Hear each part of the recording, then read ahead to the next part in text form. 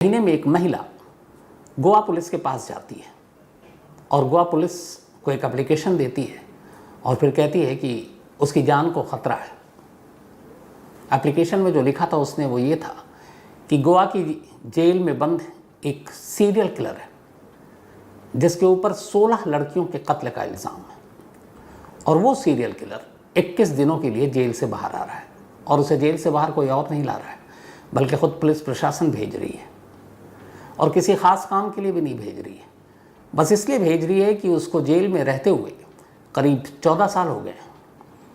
14 साल के दौरान उसकी दिमागी हालत और बाकी सब चीज़ें ठीक रहे, सोसाइटी लोगों से घुल मिल सके, इसलिए उसको 21 दिन की छुट्टी दी जाती है और वो बाहर निकले। हालांकि उस सीरियल किलर की जो अपनी बीवी और एक बेटी है उसने उससे अपना रिश्ता तोड़ रखा है और वो अब गोवा में है भी नहीं, वो मुंबई में है। तो सिर्फ छुट्टी इसलिए दी गई ताकि वो जाए, समाज में घुले मिले, थोड़ा उसका दिमाग शांत रहे और फिर वो वापस जेल आ जाए। अब जेल प्रशासन और बाकी एडमिनिस्ट्रेशन ने तो ये छुट्टी दे दी उसको, लेकिन सोचिए उस महिला पे क्या बीतेगी जिस महिला को वो जेल के अंदर रहते हुए लेटर लिख रहा है, फ़ोन कर रहा है और फ़ोन पे धमकी दे रहा है कि जिस दिन मैं बाहर आया तुझे देख लूँगा। ये 21 दिन उसके लिए क़यामत के दिन गुजरेंगे और इसीलिए वो चाहती थी कि इस सीरियल किलर को बाहर न निकाला जाए। लेकिन देश के इतिहास में ये पहला ऐसा मामला है जब एक घोषित सीरियल किलर को, जिसके ऊपर 1-2 नहीं 16 लड़कियों के कत्ल के इल्ज़ाम है, जिसको 3 उम्र कैद की सज़ा मिल चुकी है, उस खूंखार सीरियल किलर को खुद हमारी व्यवस्था 21 दिनों की छुट्टी पर जेल के बाहर आज़ाद एक तरह से भेज देती है। क्या कीजिएगा, कानून ही अपने यहाँ ऐसा है, क्योंकि एक सीरियल किलर जो सोसाइटी के लिए ख़तरा है और जिसके जो ख़ास एक महिला है जिसकी वजह से वो पकड़ा गया, वो एक चश्मदीद है जिसको जेल के अंदर से वो फ़ोन करके धमकाता है, अब वो बाहर आएगा तो उस महिला पे क्या बीतेगी इसका अंदाज़ा आप हम सब लगा सकते हैं। और दूसरा, आज से पहले कभी ऐसा हुआ नहीं कि किसी सीरियल किलर को इस तरीके से बाहर छोड़ा गया है 21 दिन के लिए। फरलो के नाम पर इस सीरियल किलर की रिहाई हुई। इस सीरियल किलर ने क्या कुछ किया वो भी आपको डिटेल में बताऊंगा, लेकिन फरलो के नाम पर इसको 21 दिन की रिहाई दी गई। फरलो और पेरोल या फिर ज़मानत, रेगुलर बेल, एंटीसिपेटरी बेल, इन सब के बारे में डिटेल में मैंने आपको बताया है। लेकिन आज चूँकि ये सीरियल किलर फरलो के ऊपर बाहर आया तो फरलो का कानून थोड़ा सा बता देता हूँ। फरलो असल में सिर्फ उसी कैदी को मिलती है जो या तो उम्र कैद की सज़ा काट रहा है या फिर सज़ाए मौत, यानी कि छोटी सज़ा ना, अधिकतम सज़ा हो। तो उम्र कैद की सज़ा पाए कैदियों के लिए फरलो एक तरह से रिहाई का एक ज़रिया है। फरलो उन कैदियों को दिया जाता है जो कम से कम जेल के अंदर 3 साल बिता चुके हों और जिनकी कम से कम सज़ा 14 साल हो। फरलो के लिए कोई रीज़न नहीं है, जैसे एक पेरोल पे भी रिहाई मिलती है, लेकिन पेरोल पे ये है कि कोई रीज़न है, आपकी कोई सामाजिक जिम्मेदारी हो, घर में कोई बीमार हो, किसी की मौत हो गई हो तो आपको छोड़ देते हैं कुछ दिनों के लिए। फरलो नहीं है, फरलो एक तरह से आपकी छुट्टियां हैं। आप जेल में कैदी हैं, उम्र कैद की सज़ा काट रहे हैं, तो चलो आप थोड़े दिन जाओ, छुट्टी मना कराओ बाहर। तो इसीलिए फरलो अलग अलग स्टेट्स में अलग अलग तरीके हैं, कानून है इसको लेकर। पहली बार जब किसी को फरलो मिलता है तो वो 21 दिनों के लिए मिलता है। हालांकि ये फरलो कई स्टेट्स की बात करें तो बहुत जगह पे हैं, जैसे यूपी में फरलो नहीं है, वहाँ पेरोल है। तो महानंद नायक, गोवा के इतिहास का सबसे खूंखार सीरियल किलर जिसके सर 16 लड़कियों के कत्ल के इल्ज़ाम, वही महानंद नायक 15 जून को फरलो पर रिहा होता है और अगले 21 दिन यानी 5 जुलाई तक वो गोवा में घूमेगा, आज़ाद रहेगा। हालांकि सिर्फ शर्त इतनी है कि हर दूसरे दिन उसको गोवा के एक पुलिस स्टेशन में जाकर दस्तखत करना है। गोवा में एक सेंट जेवियर एकेडमी है जिनकी हैंडीकैप्ड का इंस्टीट्यूट है, ये वहीं रहेगा अगले 21 दिनों तक। और उसकी वजह ये है कि इस इंस्टीट्यूट की जो कर्ता धर्ता है मिस्टर मैवरिक फर्नांडिस, उन्होंने इसकी जिम्मेदारी ली है, या एक तरह से कहें कि उन्होंने कहा है कि ठीक है इसको फरलो पे आप भेजिए, जो भी कानूनी कागजात पे साइन करना है या जो भी अमाउंट देना वो मैं दूंगा। तो मिस्टर फर्नांडिस की एश्योरिटी पर महानंद नायक जेल से बाहर 21 दिन बिता रहा है। आज 26 जून हो गए, लगभग 11 दिन, अभी भी 5-4-9 दिन के करीब वो और आज़ाद घूमेगा। कौन है ये महानंद नायक और कैसे एक देश के सीरियल किलर को पहली बार 21 दिन जेल के बाहर छुट्टियां मनाने की इजाज़त दी गई? तो पूरी कहानी ये है कि महानंद नायक गोवा में कभी रिक्शा चलाया करता था। उसकी एक बीवी और एक 3 साल की बेटी हुआ करती थी। बात 1994 की है। 1994 में महानंद नायक ने पहला कत्ल किया था। इसके बाद साल बीतते रहे और उसके कत्ल की तादाद बढ़ती रही। करीब 14 सालों तक अगले 94 से लेकर 2009 तक उसने एक के बाद एक लड़कियों के कत्ल किए। इधर महानंद नायक से अलग गोवा की पुलिस एक ख़ास वहाँ पे इलाका है पोंडा। उस पोंडा इलाके के इर्द गिर्द बहुत सारी लड़कियाँ जिनकी उम्र करीब 25 से 35 साल के दरमियान है, वो गायब होती रहीं। घर वाले कंप्लेंट लिखाते रहे, कुछ लाशें भी मिली, लेकिन पुलिस उन कड़ियों को जोड़ नहीं पाई और उन मिसिंग लड़कियों की पहेली को सुलझा नहीं पाई। मामला चलता रहा। इसी दौरान में 95 में वो ये हुआ था कि एक लड़की गायब हुई थी इसी पोंडा इलाके से।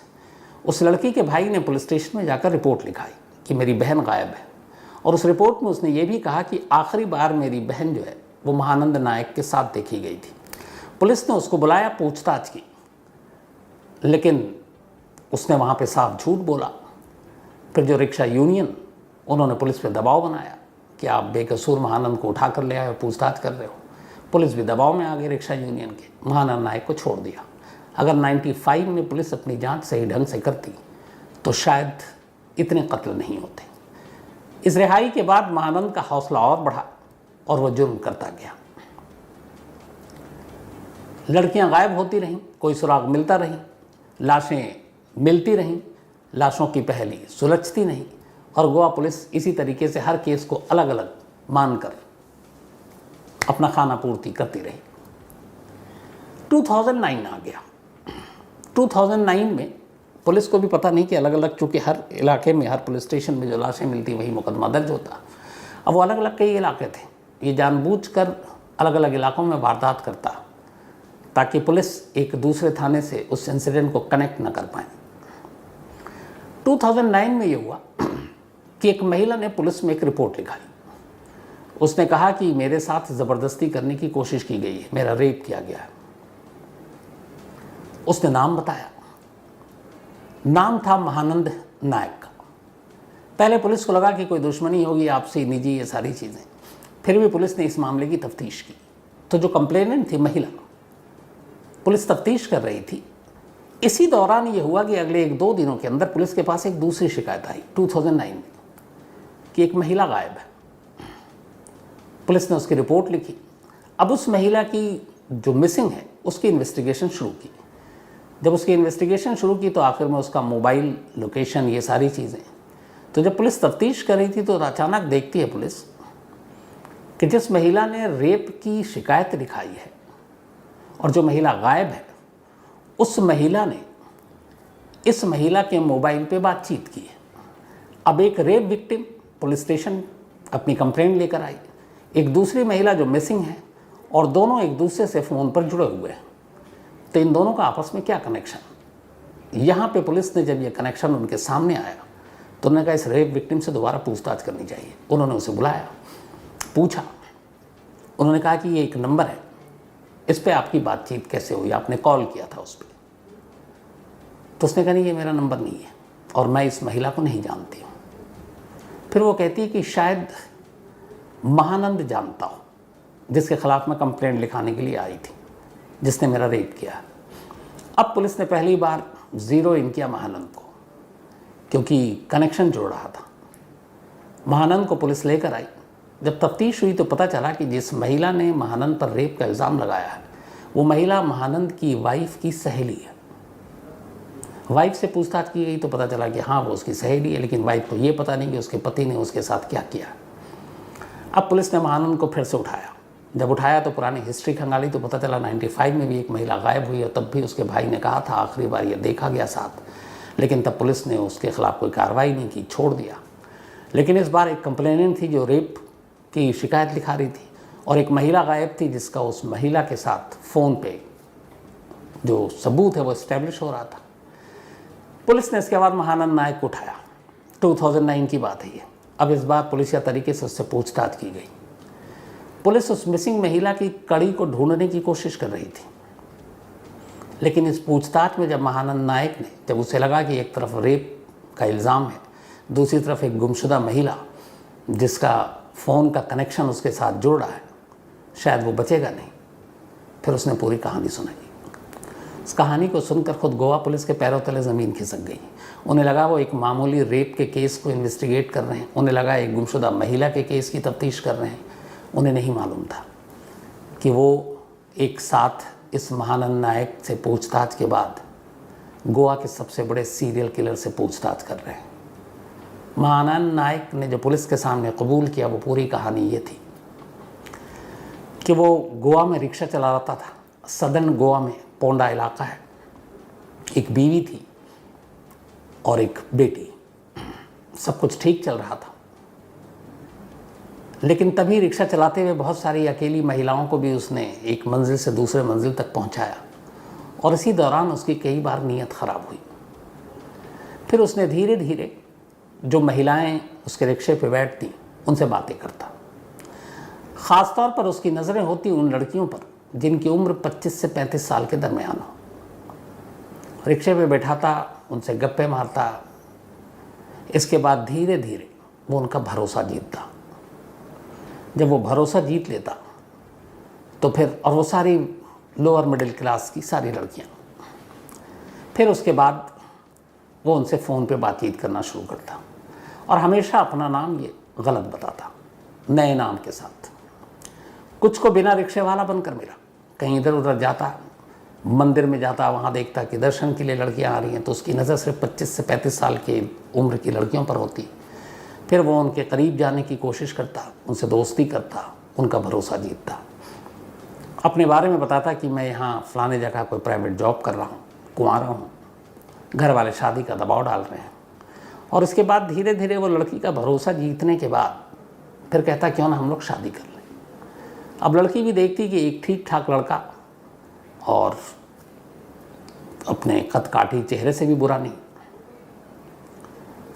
और वो लड़कियों की जो बैकग्राउंड और माली हालत, उन्हें लगा कि इतना अच्छा लड़का शायद हमारे घर वाले भी ना ढूंढे, तो वो भी उसके बातों में और उसकी झांसों में आ जाती। इसके बाद कुछ दिनों की मुलाकात के बाद जब वो पूरी तरह से उन लड़कियों को अपने चंगुल में फंसा लेता, फिर एक रोज़ मौका देखते ही अब वो अपने जो प्लान का अगला हिस्सा है उस पर अमल करता। अचानक एक दिन वो कहता कि देखो मेरे घर वाले मुझ पर शादी का बहुत दबाव डाल रहे हैं और मैं तुम्हारे अलावा किसी से शादी करना नहीं चाहता, लेकिन हमारे घर वाले जो है वो पुराने ख्याल और मिजाज के, बिना उनके आशीर्वाद के भी मैं शादी नहीं कर सकता। तो एक काम करो, घर वालों से तुमको मिलाना है और घर वाले तुमको देख लें, एक तरह से तुम्हारी मुंह दिखाई हो जाए, उसके बाद वो अपना आशीर्वाद दे दें, फिर हम दोनों शादी करेंगे। लड़की को क्या चाहिए कि चलो कम से कम घर वाले की भी सहमति हो। वो कहती ठीक है, मुझे कोई ऑब्जेक्शन नहीं है। वो बताता कि ठीक है, मैं घर वालों से बात करके जो सही मुहूर्त होगा वो तारीख़ तुमको बताऊंगा। इसके बाद वो मौका देखते ही एक डेट बताता, एक दिन पहले कहता कल घर वालों से तुमको मिलना है। तो हमारे यहाँ जो रस्म है उसके हिसाब से घर की होने वाली बहू सज धज कर आती है, तो तुम सज धज कर आना। अब चाहे वो साड़ी में हो या सूट में हो, पूरा श्रृंगार करके आना एक दुल्हन की तरह, और साथ में जितने भी गहने हैं तुम्हारे पास वो सब पहन कर आना, ताकि जो घर के हमारी रस्में उस हिसाब से ये लगे कि हाँ ये लड़की भी संस्कारी है। लड़की और खुश हो जाती कि अच्छा परिवार मिला है। इसके बाद बताई हुई तारीख पे वो लड़की चुपचाप अपने घर से निकलती। कई बार घर से ही सच समझ कर निकलती, कई बार घर से सारे कपड़े गहने बाकी चीज़ें लेकर निकलती और फिर उससे मिलती, और किसी सुनसान जगह पर वो कहता कि चलो तुम अब सज धज लो, क्योंकि घर के बड़े बुज़ुर्ग हमारे माँ बाप तुमको देखेंगे, आज हमारा रिश्ता पक्का होगा। तो जब किसी सुनसान जगह पर ले जाता और वो तैयार हो जाती, इसके बाद उसी के अगर उसने सूट पहन रखा तो दुपट्टे से, या साड़ी पहन रखी है तो उस साड़ी के किसी एक सिरे को पकड़कर उसका गला घोंट देता। गला घोंटने के बाद वो उसके सारे गहने अपने पास रख लेता, उसके सारे कपड़े उतार लेता ताकि कोई शिनाख्त की चीज़ न बचे। फिर लाश को यूं ही छोड़ देता और वहाँ से निकल लेता। गहनों को अपने इलाके से बहुत दूर जाकर अलग अलग बहुत से सुनार हैं जो चोरी के जेवर खरीदते हैं, उनको बेच देता, उनसे पैसे लेता। और इस तरीके से उसने एक के बाद एक कत्ल करने शुरू किए। इत्तेफाक से फिर 2003 आ गया। अब तक वो बहुत सारे कत्ल कर चुका था। जो रिक्शा वो चलाता था वो अब पुराने हो गए। जब पुराना हो गया तो उसने रिक्शा भी छोड़ दिया। अब वो घर पर रहता। उसकी बीवी जो है वो नौकरी करती थी, एक सरकारी स्कीम थी उसके तहत, उसमें पढ़ी लिखी थी उसकी बीवी। तो वो अपनी बेटी की घर पे परवरिश करता देखता, बीवी नौकरी करती और साइड में बिजनेस ये था कि फिर वो किसी ऐसी लड़की के शिकार में निकलता, उसका भरोसा जीतता, उसके बाद उसे अपने घर वालों से मिलाने के लिए सजा धजा कर, गहने पहना कर एक ख़ास जगह पर मिलने के लिए बुलाता, किसी सुनसान जगह पर ले जाता, कभी किसी जंगल में, कभी किसी सुनसान बीच के किनारे, कभी किसी सुनसान मंदिर के पीछे, और वहाँ ले जाकर उन्हीं के दुपट्टे या फिर उन्हीं की साड़ी के पल्लू से उनका गला घोंटता और उन्हें मार डालता। एक एक कर ये कत्ल करता रहा। यहाँ पुलिस का जुरिसडिक्शन अलग था, तो कभी कहीं और इलाके से लाश मिलती, कहीं किसी और इलाके से लाश मिलती। पुलिस उन कड़ियों को जोड़ नहीं पाई। बहुत सारे घर वालों ने तो कंप्लेंट भी नहीं की। उन्हें लगा कि लड़की बालिग है, बड़ी है, और शायद जो बहुत सारे ऐसी जगहों पे हमारे यहाँ एक माहौल भी बना हुआ है कि शायद उसने किसी से प्यार किया और लड़के के साथ भाग गई। तो इस लोअर मिडिल क्लास में एक सबसे बड़ी प्रॉब्लम यही होती है कि इज़्ज़त के डर से या फिर बाकी चीज़ों से वो पुलिस के पास नहीं जाते, ना पड़ोसियों को बताते हैं। बल्कि पड़ोसी पूछें भी कि हाँ तुम्हारी बेटियाँ, तो कह देते हैं चली गई, वो नौकरी करने के लिए दूसरे शहर चली गई या कुछ और करने। लेकिन वो खुद पुलिस के पास नहीं जाते परिवार के लोग, ताकि उनकी बेइज्जती अब ना हो, और वो चुपचाप सब्र कर लेते हैं। या फिर ये लगता है कि कभी ना कभी शादी करने के बाद लौट कर आएगी, पर उन्हें क्या मालूम उनकी बेटियों के साथ क्या हुआ है। तो इस तरीके से ये एक एक कत्ल करता रहा और उनके गहने उतारता रहा, उन्हें बेचता रहा और अपना घर चलाता रहा। बीवी को भी पता नहीं, बेटी को भी पता नहीं। करीब 14 साल तक उसने ये काम किया। 14 साल के बाद 2009 में उसके घर उसकी बीवी की सहेली आया करती थी। बीवी चली जाती थी काम पर, ये घर में बेटी की देखभाल करता। सहेली के ऊपर इसकी नीयत डोल गई और फिर इसने सहेली के साथ ज़बरदस्ती करने की कोशिश की, बट उस सहेली ने हिम्मत दिखाई और उसने जाकर पुलिस में कंप्लेंट कर दी।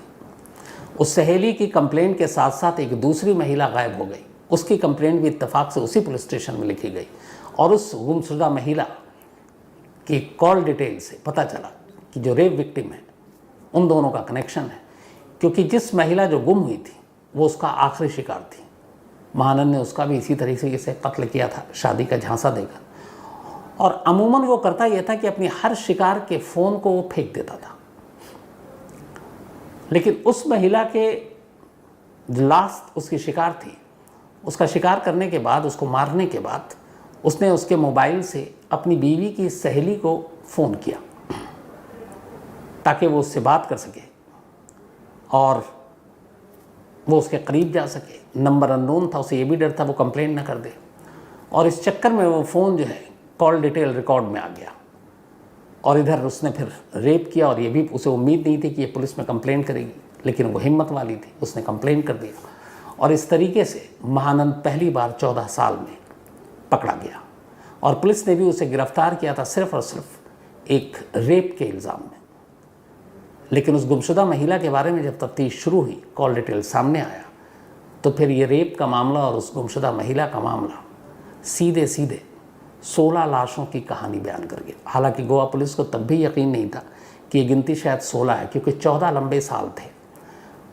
उन्हें लगता था कि कत्ल की जो गिनती है वो इससे भी ज़्यादा है, क्योंकि शुरुआत में महानंद ने खुद गुमराह किया।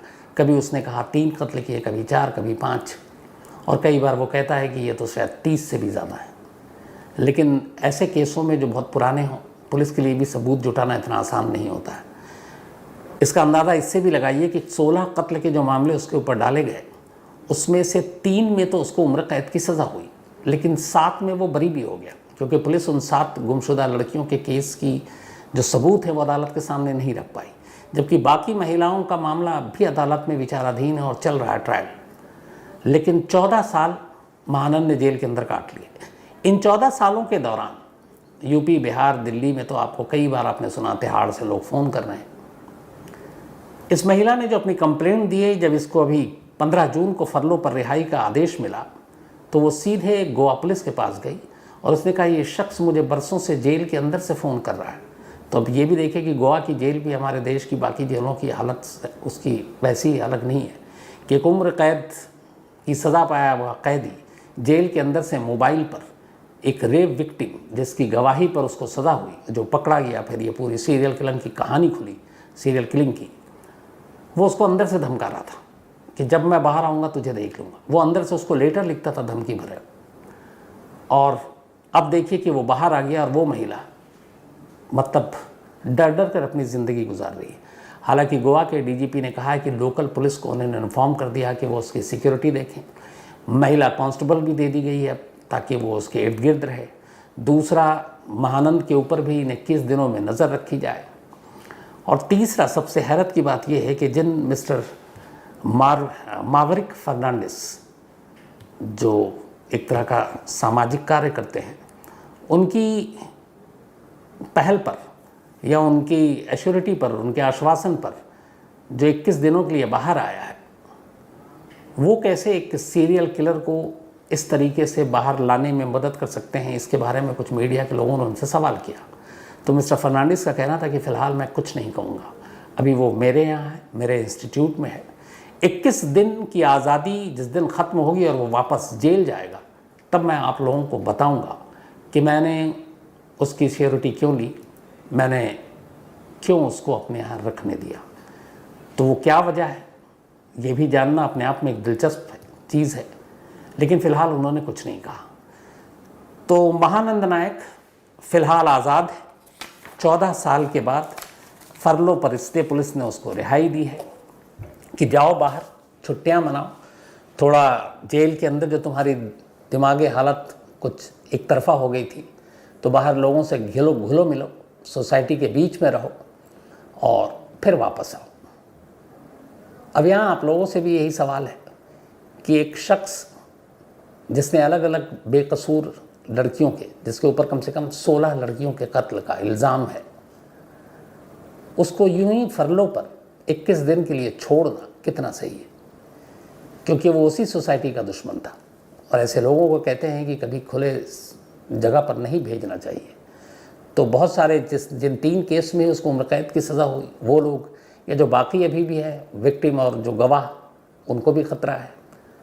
तो क्या ऐसे मामले में, और ये देश का पहला मामला है जब एक घोषित सीरियल किलर जिसको 3 उम्र कैद की सज़ा हुई है, उसको फरलो पर 21 दिन की रिहाई दे दी गई है बिना किसी कारण के। कारण उसका हो सकता था सिर्फ उसकी बीवी और बेटी, लेकिन मुंबई में ढूंढ कर किसी जर्नलिस्ट ने उसकी पत्नी से पूछा कि आपके पति फरलो पर हैं, तो क्या आप मिलेंगी?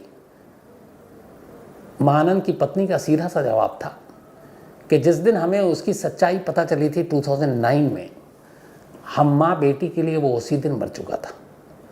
तो ना हमें मिलना है, ना हमें उसके बारे में जानना है कि वो कहाँ है, क्यों बाहर आया। तो जो अपने हैं उन्होंने उससे अपना एक तरह से पूरा रिश्ता तोड़ लिया है। तो फिर बाकी कौन है जिनके लिए फरलो पर महानंद को रिहा किया गया? ये सच में अपने आप में गहरा सवाल है। इस बारे में जब भी कोई अपडेट होगा मैं आपको आगे ज़रूर बताऊंगा। गोवा और 3 रात में 3 कत्ल, पूरे सागर ज़िले में एक तरह से दहशत मची हुई थी। बल्कि एक मेल आया आज एक हमारी क्राइम तक फैमिली मेंबर का ही, उन्होंने कहा कि जब से ये पता चला कि रात को जो ड्यूटी पे नहीं है और उनको मार रहा है, तो वो भी बहुत घबराए हुए हैं। लेकिन खैर जब उन्होंने मेल लिखा तब तक शायद खबर नहीं आई होगी उनके पास कि वो अब पकड़ा गया है। तो कल आपको सीरियल किलर की कहानी सुनाई, लेकिन आज पूरी कहानी, चूँकि कल बहुत सारे सवाल अधूरे थे कि उसका जवाब मेरे पास भी नहीं था कि आखिर ये कौन सीरियल किलर है जो सिर्फ सिक्योरिटी गार्ड या चौकीदार को अपना निशाना बना रहा है। वो क्यों नहीं उनको लूटता है, सिर्फ मारता है और चला जाता है, अपने साथ कोई हथियार लेकर नहीं आता। और सबसे बड़ा सवाल ये था कि सिर्फ और सिर्फ सिक्योरिटी गार्ड या चौकीदार ही उसके निशाने पर क्यों है, वो बाकी लोगों को क्यों नहीं अपना निशाना बनाता है, टारगेट बना रहा है। क्या चौकीदारों या सिक्योरिटी गार्ड के साथ उसका कोई रिश्ता है, पास्ट में उसके साथ कोई ऐसा इंसिडेंट हुआ जिसकी वजह से उसे सुरक्षा गार्ड से नफरत है, या ऐसी कोई चीज़ हुई जिसका वो बदला ले रहा है कि कर लोगों को मारने के बाद। ये सारे सवाल थे और अब इन सारे सवालों के जवाब सामने हैं। बड़ी हैरान कर देने वाली कहानी है इस देश के सबसे नए और ताज़ा सीरियल किलर की। 1 और 2 सितंबर की सुबह 3:30 से 4 के दरमियान ये सीरियल किलर पकड़ा गया। अफसोस की बात यह है कि अगर शायद घंटा, 1.5 घंटा या 2 घंटा पहले पुलिस उसे पकड़ लेती तो एक जान बच जाती। जब ये पकड़ा गया उससे 1-2 घंटे पहले ये चौथा कत्ल कर चुका था, सागर से दूर भोपाल, मध्य प्रदेश की राजधानी में। और उस कत्ल करने के बाद पुलिस उस तक पहुंची। क्या है पूरी कहानी, आपके सामने पेश है। 27, 28 और 30 अगस्त की रात को सागर में 3 अलग अलग लाशें मिलती हैं। ये तीनों लाशें जो नाइट ड्यूटी पे थे, सिक्योरिटी गार्ड उनकी थी, अलग अलग फैक्ट्री की, कारखाने में, शोरूम में जो काम कर रहे थे। तीनों कत्ल के तरीके एक जैसे थे। सर पे वजनी चीज़ से वार किया गया था। मोबाइल उनके गायब थे, पर्स में जो पैसे थे और पर्स वो सब वहीं पे मौजूद था। और सभी के लाश के साथ उसी गार्ड का एक जूता रखकर कातिल चला जाता था। अब जब एक एक कर 3 दिन में ही 3 लाशें मिली तो सागर पुलिस भी हैरान परेशान थी। इसके बाद अब पुलिस इस कातिल को ढूंढना शुरू करती है। इत्तेफाक से कातिल ने जो 3 कत्ल किए थे उनमें से 2 मोबाइल तो ले गया, लेकिन एक का जो एक उसने 27 बल्कि 29 अगस्त को जिसका कत्ल किया था, उस गार्ड का मोबाइल वो अपने साथ ले गया था। और वो मोबाइल, बाकी 2 मोबाइल भी गायब थे, लेकिन वो उसके पास था। अब पुलिस ने ये किया कि तीनों मोबाइल को सर्विलांस पे लगा दिया। ये जब भी मोबाइल लेता तो सिम निकाल कर फेंक देता और उसमें नया सिम डालता। यहीं पे उससे एक बड़ी गलती हुई। उसे अंदाज़ा नहीं था कि सिम निकाल कर फेंक देने के बाद दूसरा सिम डालने से उसका कोई पता या सुराग नहीं मिलेगा। मोबाइल के IMEI नंबर और सर्विलांस पे जो डालते हैं उससे पता चल सकता है। तो अब पुलिस तीनों गार्ड के जो मोबाइल थे उसको सर्विलांस पे लगाई हुई थी। फ़ोन गायब था लेकिन पुलिस के पास नंबर था। तब पुलिस ने उन नंबरों को सर्विलांस पे लगाया। अचानक कल रात की बात है, 1 अगस्त बल्कि 1 सितंबर हो गया कल, कि शाम को जो दूसरा गार्ड था उस गार्ड के मोबाइल पर हरकत शुरू होती है। वो मोबाइल ऑन होता है और ये मोबाइल था शंभू का, जो दूसरा गार्ड मरा था। तो जब सर्विलांस पे ऑलरेडी था, पुलिस ने चेक किया तो देखा कि ये तो लोकेशन भोपाल दिखाई दे रहा है, सागर तो है नहीं। अब पुलिस की एक टीम को फौरन सागर से भोपाल रवाना किया गया। इस वक्त तक इस 3 कत्ल के बाद सागर पुलिस के ऊपर प्रेशर काफ़ी था। महाराज जो MP के होम मिनिस्टर हैं उन्होंने भी इसके ऊपर कहा कि फ़ौरन कार्रवाई हो। कहते हैं 200 से 250 के करीब पुलिस वालों की टीम बनाई गई, अलग अलग 15 के करीब, और उस पर इतने सारे पुलिस वाले और उनको हर तरफ फैलाया गया, ख़ासतौर पर रात को गश्त करते वक्त, क्योंकि रात को रंगे हाथों से पकड़ा जा सके। तो जहाँ जहाँ गार्ड हैं, ड्यूटी है, सन्नाटा है, ATM हो या फिर फैक्ट्री हो, कोई शोरूम हो, कारखाना हो, कोई फ्लाईओवर ब्रिज बन रहा हो, वहाँ पे हो, पुलिस की टीम उन जगहों पे छुप छुप कर कातिल का इंतज़ार कर रही है। लगभग 250 पुलिस वालों को इस एक कातिल को पकड़ने के लिए झोंक दिया गया। अब 1 सितंबर की शाम को अचानक एक मोबाइल हरकत में, और ये शंभू का मोबाइल दिखा तो भोपाल का लोकेशन। सागर की पुलिस टीम एक फ़ौरन भोपाल के लिए रवाना होती है। देर रात वो सागर पहुंचती है। इस दौरान में एक CCTV कैमरे के ज़रिए उस किलर की कुछ हल्की सी झलक दिखी थी, चेहरा दिखा था, सफ़ेद शर्ट पहने हुआ था, हाफ पैंट था। तो पुलिस ने उसके आधार पर एक स्केच भी तैयार किया था। सब पुलिस वालों को वो तस्वीर, उसकी शक्ल दिखाई गई थी। अब ये भोपाल जब पहुंचती है सागर पुलिस की टीम, तो अब मोबाइल का लोकेशन वहाँ भोपाल में एक बस टर्मिनल है, उसी के आसपास दिखाई दे रहा है। अब पुलिस की टीम ढूंढ रही है, क्योंकि लोकेशन तो है लेकिन एग्जैक्ट जगह पर पहुँचना इतना आसान काम नहीं होता है।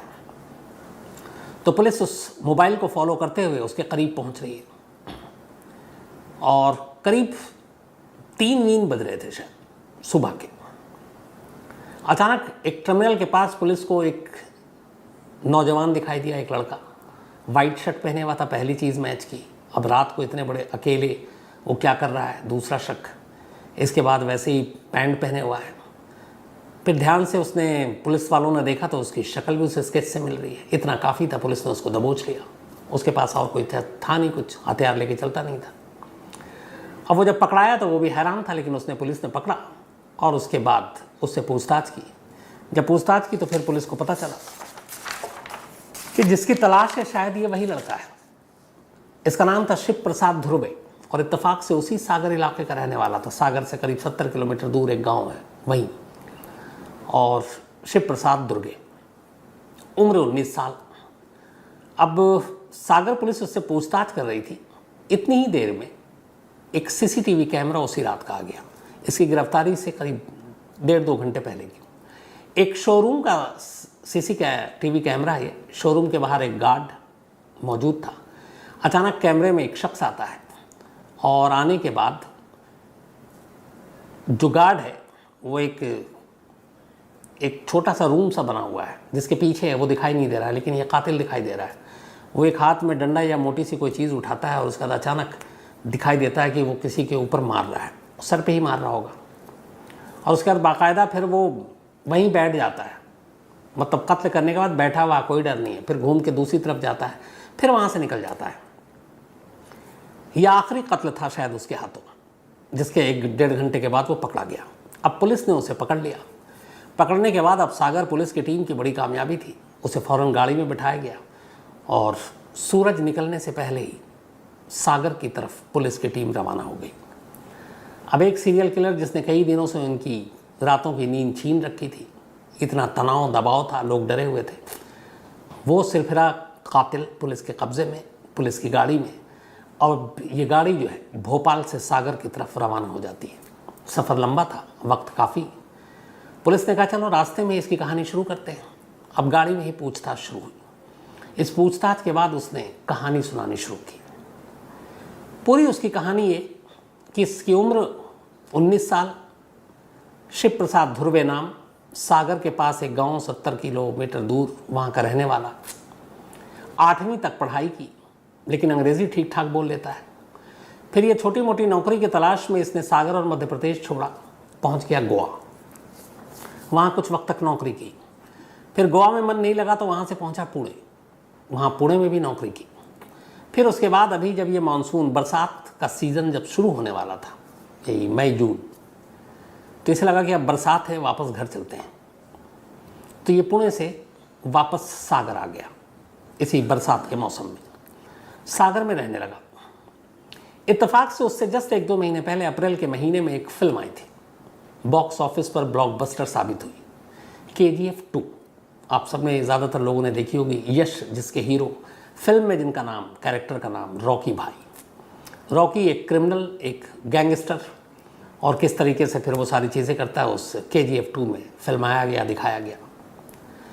अब ब्लॉकबस्टर ये फिल्म साबित हुई, कई 100 करोड़ रुपए कमाए, मतलब ज़्यादातर लोगों ने देखा। इत्तेफाक से सागर में यही KGF 2 इस शिवराज ने भी देखा जब ये छुट्टी पे घर आया हुआ था बरसात में। KGF 2 देखने के बाद इसके दिमाग में पहली बार ख्याल आया कि मुझे भी रॉकी भाई बनना है, उस फिल्म के हीरो जैसा, और रॉकी भाई बनकर नाम कमाना है। जुर्म की दुनिया में बदनाम को नाम कमाना ही कहते हैं। अब ये फिल्म उसके दिमाग पर इतना असर कर गई कि उसे लगा कि बस रॉकी भाई जैसी ज़िंदगी जीनी और रॉकी भाई ही बनना है। अब ये सोचना शुरू कर देता है कि रॉकी भाई बनने के लिए क्या क्या करूँ। 2 चीज़ें इसके दिमाग में बड़ी क्लियर थी। एक, कोई ऐसा काम करूं जिससे लोग डरें। दूसरा, जिससे उसका नाम हर तरफ हो, मीडिया में हो, अखबारों में, टीवी पे हो। तो अब ऐसा क्या काम? अब उसने सोचना शुरू किया। इसके बाद इसने तय किया कि वो लोगों को मारेगा, और एक कत्ल नहीं, एक से ज़्यादा करेगा, क्योंकि एक कत्ल करने के बाद शायद इतना नाम ना हो, इतनी दहशत ना हो। तो अभी तक उसको कोई मन में ख्याल नहीं है कि वो किसे मारेगा, क्यों मारेगा, लेकिन उसे है कि मारना है, और मारने के बाद एक जुर्म की दुनिया में अपना नाम बनाना है। रॉकी भाई ने उसको ये आइडिया दिया, रॉकी भाई बनना है अब उसे KGF 2 के बाद। इसके बाद एक रोज़ 27 अगस्त की सुबह ये सागर से करीब 70 किलोमीटर दूर गांव में जहाँ रहता था साइकिल पर अपने बैठता है और 70 किलोमीटर साइकिल चलाकर सागर पहुँचता है देर रात। यहाँ आने के बाद ये घूम रहा होता है, अचानक एक जगह पर एक गार्ड इसको सोता हुआ दिखाई देता है। एक इसके दिमाग में और इसके ख्याल में शुरू से था कि ड्यूटी के वक्त सोना नहीं चाहिए। इसे गुस्सा आता और वहीं पे आइडिया भी आता है कैसे लोगों को ज़िंदा रहने का हक नहीं है। वहीं पे पड़ा हुआ था एक पत्थर उसने उठाया और उस गार्ड के सर पे दे मारा। मारने के बाद अब वो गांव वापस नहीं जाता है, वहीं सागर में रहता है। फिर एक रात के बाद वो उठता है, फिर निकलता है, फिर देखता है गार्ड सो रहा, फिर उसको मारता है। फिर तीसरी बार निकलता है, 3 दिन के अंदर तीसरा कत्ल करता है। इसके बाद उसको एक चौथा कत्ल करने का भी था। इत्तेफाक की बात यह है कि उसी सागर में 30 अगस्त की रात करीब 12 बजे का वक्त था। तीज का त्यौहार था उस दिन, और ये एक वहाँ पे जगह है सागर में खुरई रोड, वहीं पे एक ट्रैक्टर, एक सांची ट्रैक्टर का शोरूम था और उस ट्रैक्टर के शोरूम में एक गार्ड था। ये वहाँ पहुँचा। इत्तेफाक से उस वक्त उस शोरूम के बाहर कुछ 2 गाय शायद आपस में भिड़ गई थी। चौकीदार सो रहा था, लेकिन नसीब अच्छा था, आँख खुल गई। वो बाहर निकला, उसने गाय वाय को हटाया। तभी उसने देखा कि एक शख्स सफ़ेद शर्ट और पैंट में आया हुआ है, और उसने उसको देखा। फिर उसने मांगा उससे कि एक बीड़ी पिला दो, तो उसने कहा करीब आकर ले लो। इसने कहा कि फिर मैंने देखा उसको कि वो कैमरा लगा हुआ है सीसीटीवी, तो उसने कैमरे की तरफ देखा और फिर किनारे से करीब आया और बीड़ी पी। और फिर बीड़ी पीने के बाद वो कुछ बात भी करने लगा। तो उसने कहा कि आप यहाँ पे गार्ड हो? उसने बोला हाँ। तो उसने बोला कि मुझे वो गार्ड बिल्कुल पसंद नहीं है जो ड्यूटी के दौरान सो रहे होते हैं। तो इस गार्ड ने पूछा कि ऐसा क्यों? तो उसने कहा कि उसने कोई जवाब नहीं दिया और वहाँ से चला गया। 30 अगस्त की रात की बात है। इसके बाद कहते हैं कि वो उससे एक 2-3 दिन पहले फिर आया था, एक बार और आया था और उसने देखा था, और तब भी वो वहाँ पे घूम रहा था और मैं जाग रहा था और वो चला गया। तो अब नसीब की बात यह है कि 27 से 30 अगस्त के दौरान इस गार्ड के पास वो 2 बार आया, सिर्फ ये देखने के लिए कि ये सो तो नहीं रहा है। अगर ये सो रहा होता तो शायद इसकी भी बारी आ चुकी होती, लेकिन ये जाग रहा था, इसलिए ये गार्ड बच गया। तो खैर इसने 3 कत्ल किए। अब उसके बाद ये सागर में ही है, लेकिन 3 दिन में 3 कत्ल करने के बाद अब सागर में हड़कंप मच गया। मीडिया में खबर आ गई, अखबारों में पहले पन्ने पे छप गया जो वो चाहता था, टीवी पे खबरें आने लगी। अब पुलिस एक्टिव। ये रात को निकला तो इसने देखा हर तरफ पुलिस, ये घबरा गया। इसने कहा कि अब यहाँ पे अभी सेफ नहीं है। तो ये 31 अगस्त की सुबह सागर छोड़ देता है और सागर से पहुँच जाता है भोपाल। उसे लगा कि भोपाल में तो कम से कम अभी ऐसी दहशत है नहीं। अब उसने कहा चलो भोपाल के गार्ड को ढूंढते हैं, और ये भोपाल आ गया। अब इधर सागर में पुलिस ने अपना जाल बिछा रखा, 250 लोगों की टीम है, और कातिल पहुंच चुका है भोपाल। भोपाल आने के बाद ये अपना इधर उधर गुजारता है शाम, फिर रात को निकलता है तलाश में उन चौकीदारों की जो ड्यूटी के वक्त सो रहे हैं। और इत्तेफाक से बस टर्मिनल के पास एक चौकीदार इसे मिल जाता है जो सो रहा था, जिसका सीसीटीवी फुटेज आया पूरा मारते हुए, और उससे पता चलता है कि बाकी कत्ल उसने कैसे किए। तो वो कोशिश करूँगा, हालांकि मैं कल भूल गया था, उसका स्केच बोला था डाला नहीं, लेकिन आज उसकी स्केच और जो पकड़ा गया उसकी तस्वीर और ये सीसीटीवी, मैं तीनों अभी दीपक को बोलूँगा। मैं भूल जाऊँगा तो पीछे विनोद शिकारपुरी याद दिला देंगे, बट मैं डालूँगा इसको। तो वो वहाँ पर एक गार्ड मिल जाता है, और 31 बल्कि 1 और 2 सितंबर की रात वो उसको मारता है। ये उसका चौथा कत्ल था 5 दिन में। मारने के बाद वो अब यूं ही टहल रहा है, और तभी सागर पुलिस पहुंच गई, हुलिया मिल गया, सब कुछ हो गया, तो वो पकड़ा गया। अब ये सारी कहानी वो रास्ते में अपना बता रहा है, लेकिन असली बारी थी असली कहानी की। पुलिस ने उससे जब पूछा कि ये बताओ तुमने KGF देखा, KGF का रॉकी भाई बनना चाहते हो, चौकीदार को क्यों मारा? तो उसने यही कहा कि ड्यूटी पे सोने वाले लोग मुझे अच्छे नहीं लगते। तो उसने बोला बस यही तुम्हारा अब काम था, यही करते रहते, अभी आगे नहीं पकड़े जाते तो और चौकीदार को मारते। बोला नहीं, ये तो पहला पार्ट है। बोला इसके बाद मुझे पैसे चाहिए थे, पैसे कमाने थे, और पैसे कमा कर मैं एक गैंग बनाने वाला था। उसने कहा फिर क्या करते? बोला पैसे कमाने के बाद गैंग बनाने के साथ साथ मुझे हथियार ख़रीदने थे। अभी तक मैंने जो भी कत्ल किया मैंने बिना हथियार के किए। मैं जहाँ पे जाता, जो गार्ड होता वहाँ पर देखता कि सो रहा हूँ, वो सो रहा है, तो मैं उस वक्त खाली हाथ होता था। और जब देख लिया कि मेरा शिकार सो रहा है तो फिर मैं इधर उधर चारों तरफ नज़रें दौड़ाता, देखता कोई बड़ा सा पत्थर है, कोई डंडा है, कोई सरिया है, कोई भी ऐसी चीज़ जिससे सर पे वार करे तो वो बचे नहीं। तो मैं उस शिकार को वहीं सोता हुआ छोड़कर पहले चारों तरफ ढूंढता और फिर जो मुझे मिल जाता मैं उठाता, मारता और वो वहीं छोड़कर निकल लेता। लेकिन अब मुझे हथियार की ज़रूरत थी। तो उसने बोला हथियार की क्यों ज़रूरत थी? उसने बोला बस गार्ड चौकीदारों के सीरियल किलिंग को करने का मेरा मकसद अब पूरा हो गया। अब नेक्स्ट स्टेप, अगला कदम मेरा ये था कि मुझे पुलिस वालों को मारना था। अब सोचिए, सागर पुलिस की कस्टडी में, सागर पुलिस की गाड़ी में एक सीरियल किलर, सागर पुलिस उसको सागर लेकर जा रही है और वो उन्हीं को कह रहा है कि अगला टारगेट अब मेरा आप लोग हैं, पुलिस वाले, मुझे आप लोगों को मारना था। अब उससे पूछा गया कि क्यों, पुलिस वाले क्यों? तो उसने कहा पुलिस वाले भी बहुत सारे ऐसे हैं जो अपनी ड्यूटी ईमानदारी से नहीं देते, और दूसरा पुलिस वालों को मारने के बाद मैं और बड़ा डॉन बनता, मेरा और बड़ा नाम होता, मेरी और ज़्यादा दहशत होती। लेकिन आम गार्ड को मारने में और पुलिस वालों को मारने में एक फ़र्क है। उनको तो मैं वहाँ से कोई भी हथियार उठाकर मार दूँ, वो इतने ट्रेंड भी नहीं होते हैं इतने वो, लेकिन पुलिस वाले ट्रेंड भी होते हैं, ठीक ठाक भी होते हैं। तो उनको मैं ये डंडे से, पत्थर से मारने का रिस्क नहीं ले सकता था। तो मैंने सोचा था कि उनको मैं हथियार से मारूंगा, चाहे वो पिस्टल, बंदूक हो, खंजर हो, उन चीज़ों से। बट उसके लिए पैसे चाहिए था और पैसे थे नहीं। तो पहले ये नाम कमा लेता, फिर दबंगई होती, फिर गैंग बनता, फिर हथियार ख़रीदता और अगला टारगेट पुलिस वाले थे। ये उसने पूरी कहानी सुनाई। इस बीच में उसने ये भी कहा कि उसने पुणे में भी एक कत्ल किया ऐसे ही। अब पुणे का जो कत्ल किया उसने, वो चौकीदार था कि नहीं ये नहीं मालूम, लेकिन अब हाथ आने के बाद उसकी पुणे की पूरी कहानी और साथ में गोवा की उसकी पूरी केस स्टडी, गोवा में रहा, क्या किया, कहाँ था, ये सारी चीज़ें अब सागर पुलिस टटोल रही है। सागर पुलिस को शक है कि मामला सिर्फ ये 4 कत्ल का नहीं है, बल्कि हो सकता है मरने वालों की गिनती बढ़ती जाए और ज़्यादा हो। तो इसीलिए इस वक्त वो पुलिस की हिरासत में है, पुलिस की कस्टडी में है और अब पुलिस उससे पूछताछ कर रही है और ये सच पता लगाने की कोशिश कर रही है कि देश के इस सबसे नए और ताज़ा सीरियल किलर के हाथों अब तक कितने लोगों की जान गई है। ये तो कहानी का एक पहलू है। दूसरा ये है कि सोचिए अगर ये पकड़ा ना जाता, इसके पास पैसे आ जाते या कहीं से ये हथियार ले लेता, तो जिस तरीके से सड़कों पर, कारखानों के आगे, शोरूम के आगे, फ्लाईओवर के नीचे आम बेकसूर सिक्योरिटी गार्ड, चौकीदारों की लाशें मिल रही हैं, इसके निशाने पर पुलिस वाले होते हैं, तो फिर क्या होता। लेकिन शुक्र है कि वक्त रहते पुलिस ने इसे गिरफ्तार कर लिया। हालांकि ये भी बात है कि अगर शायद 1-2 घंटा पहले गिरफ्तारी होती तो एक चौकीदार की जान बच जाती जो चौथा कत्ल इसने किया था। दुआ यही है कि यही 4 तक गिनती रहे, इससे आगे ना जाए। तो चीज़ें हमारे अपने हिंदुस्तान में तो लागू होती हैं कि सही से जांच नहीं हुई, पुलिस ने अपना काम नहीं किया।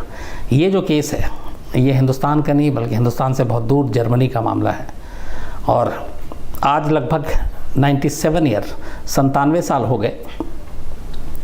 मुझे लगता है कि शायद दुनिया का कोई मर्डर का कोई ऐसा दूसरा एग्जाम्पल किसी केस का नहीं मिलेगा जो इतने साल के बाद भी जिसकी केस की फाइल को आज तक बंद नहीं किया गया। अब ऐसा क्यों?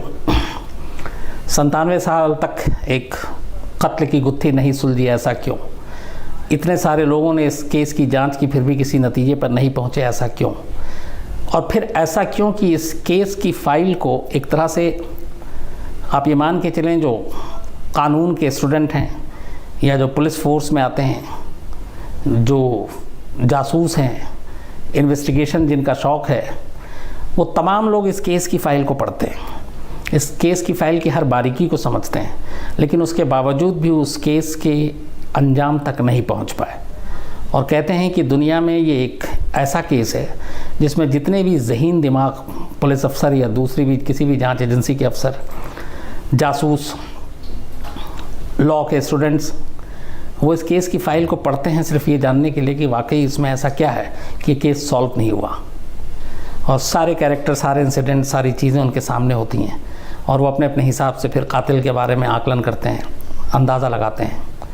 लेकिन हकीकत यह है कि 97 साल बीत गए, आज भी एक केस को सॉल्व नहीं किया जा सका। आज भी ये केस की फाइल जो है वो खुली हुई, इसको बंद नहीं किया गया, इस उम्मीद में कि शायद कभी इस केस का सच सामने आ सके। हालांकि इसमें एक दूसरा पहलू भी है कि मान लीजिए कि अगर अभी इस केस में कुछ नई चीज़ें सामने आती हैं और केस वर्कआउट हो जाता है, तो मेरा अपना अंदाज़ा है कि अगर इन सालों को देखूं, जितने टाइम हो गए, तो कातिल शायद अब ज़िंदा मिलेगा भी नहीं, क्योंकि 97 साल पहले का मामला है। और अगर उसने उस वक्त कोई बालिग होगा, मान लीजिए 16-18 साल का, तब भी उसकी उम्र करीब 110 साल से ऊपर ही चली जाएगी, तो उम्मीद नहीं है कि वो ज़िंदा हो। हालांकि इस दुनिया में बहुत सारे ऐसे लोग हैं जो 100-110 साल के बाद भी ज़िंदा हैं। तो आखिर क्या है इस केस में और क्या है इसकी कहानी, चलिए मैं शुरुआत करता हूँ। बात मार्च 1922 की है, मार्च 1922। जर्मनी में एक शहर है म्यूनिक, और म्यूनिक से करीब 70 किलोमीटर दूर एक जगह है, एक इलाका है जिसका नाम है बावेरियन। तो इसी बावेरियन इलाके में ये एक शहर से थोड़ा हटकर है, बहुत ज़्यादा यहाँ पे लोग नहीं रहते हैं, खुली जगह है, और ठंड के मौसम में यहाँ बर्फबारी होती है काफ़ी। तो यहीं पे एक फार्म हाउस था, इसी बावेरियन इलाके में, म्यूनिक से 70 किलोमीटर दूर। इस फार्म हाउस में एक किसान रहता था, अच्छा खासा रईस, अमीर किसान। उसका नाम था एंड्रियास ग्रूबर। तो एंड्रियास इस फार्म हाउस में, उसके साथ कुल 6 लोग रहते थे। एक एंड्रियास खुद, जिसकी उम्र थी उस वक्त लगभग 75-74, उसकी वाइफ काजिला जो करीब 70-68 की थी।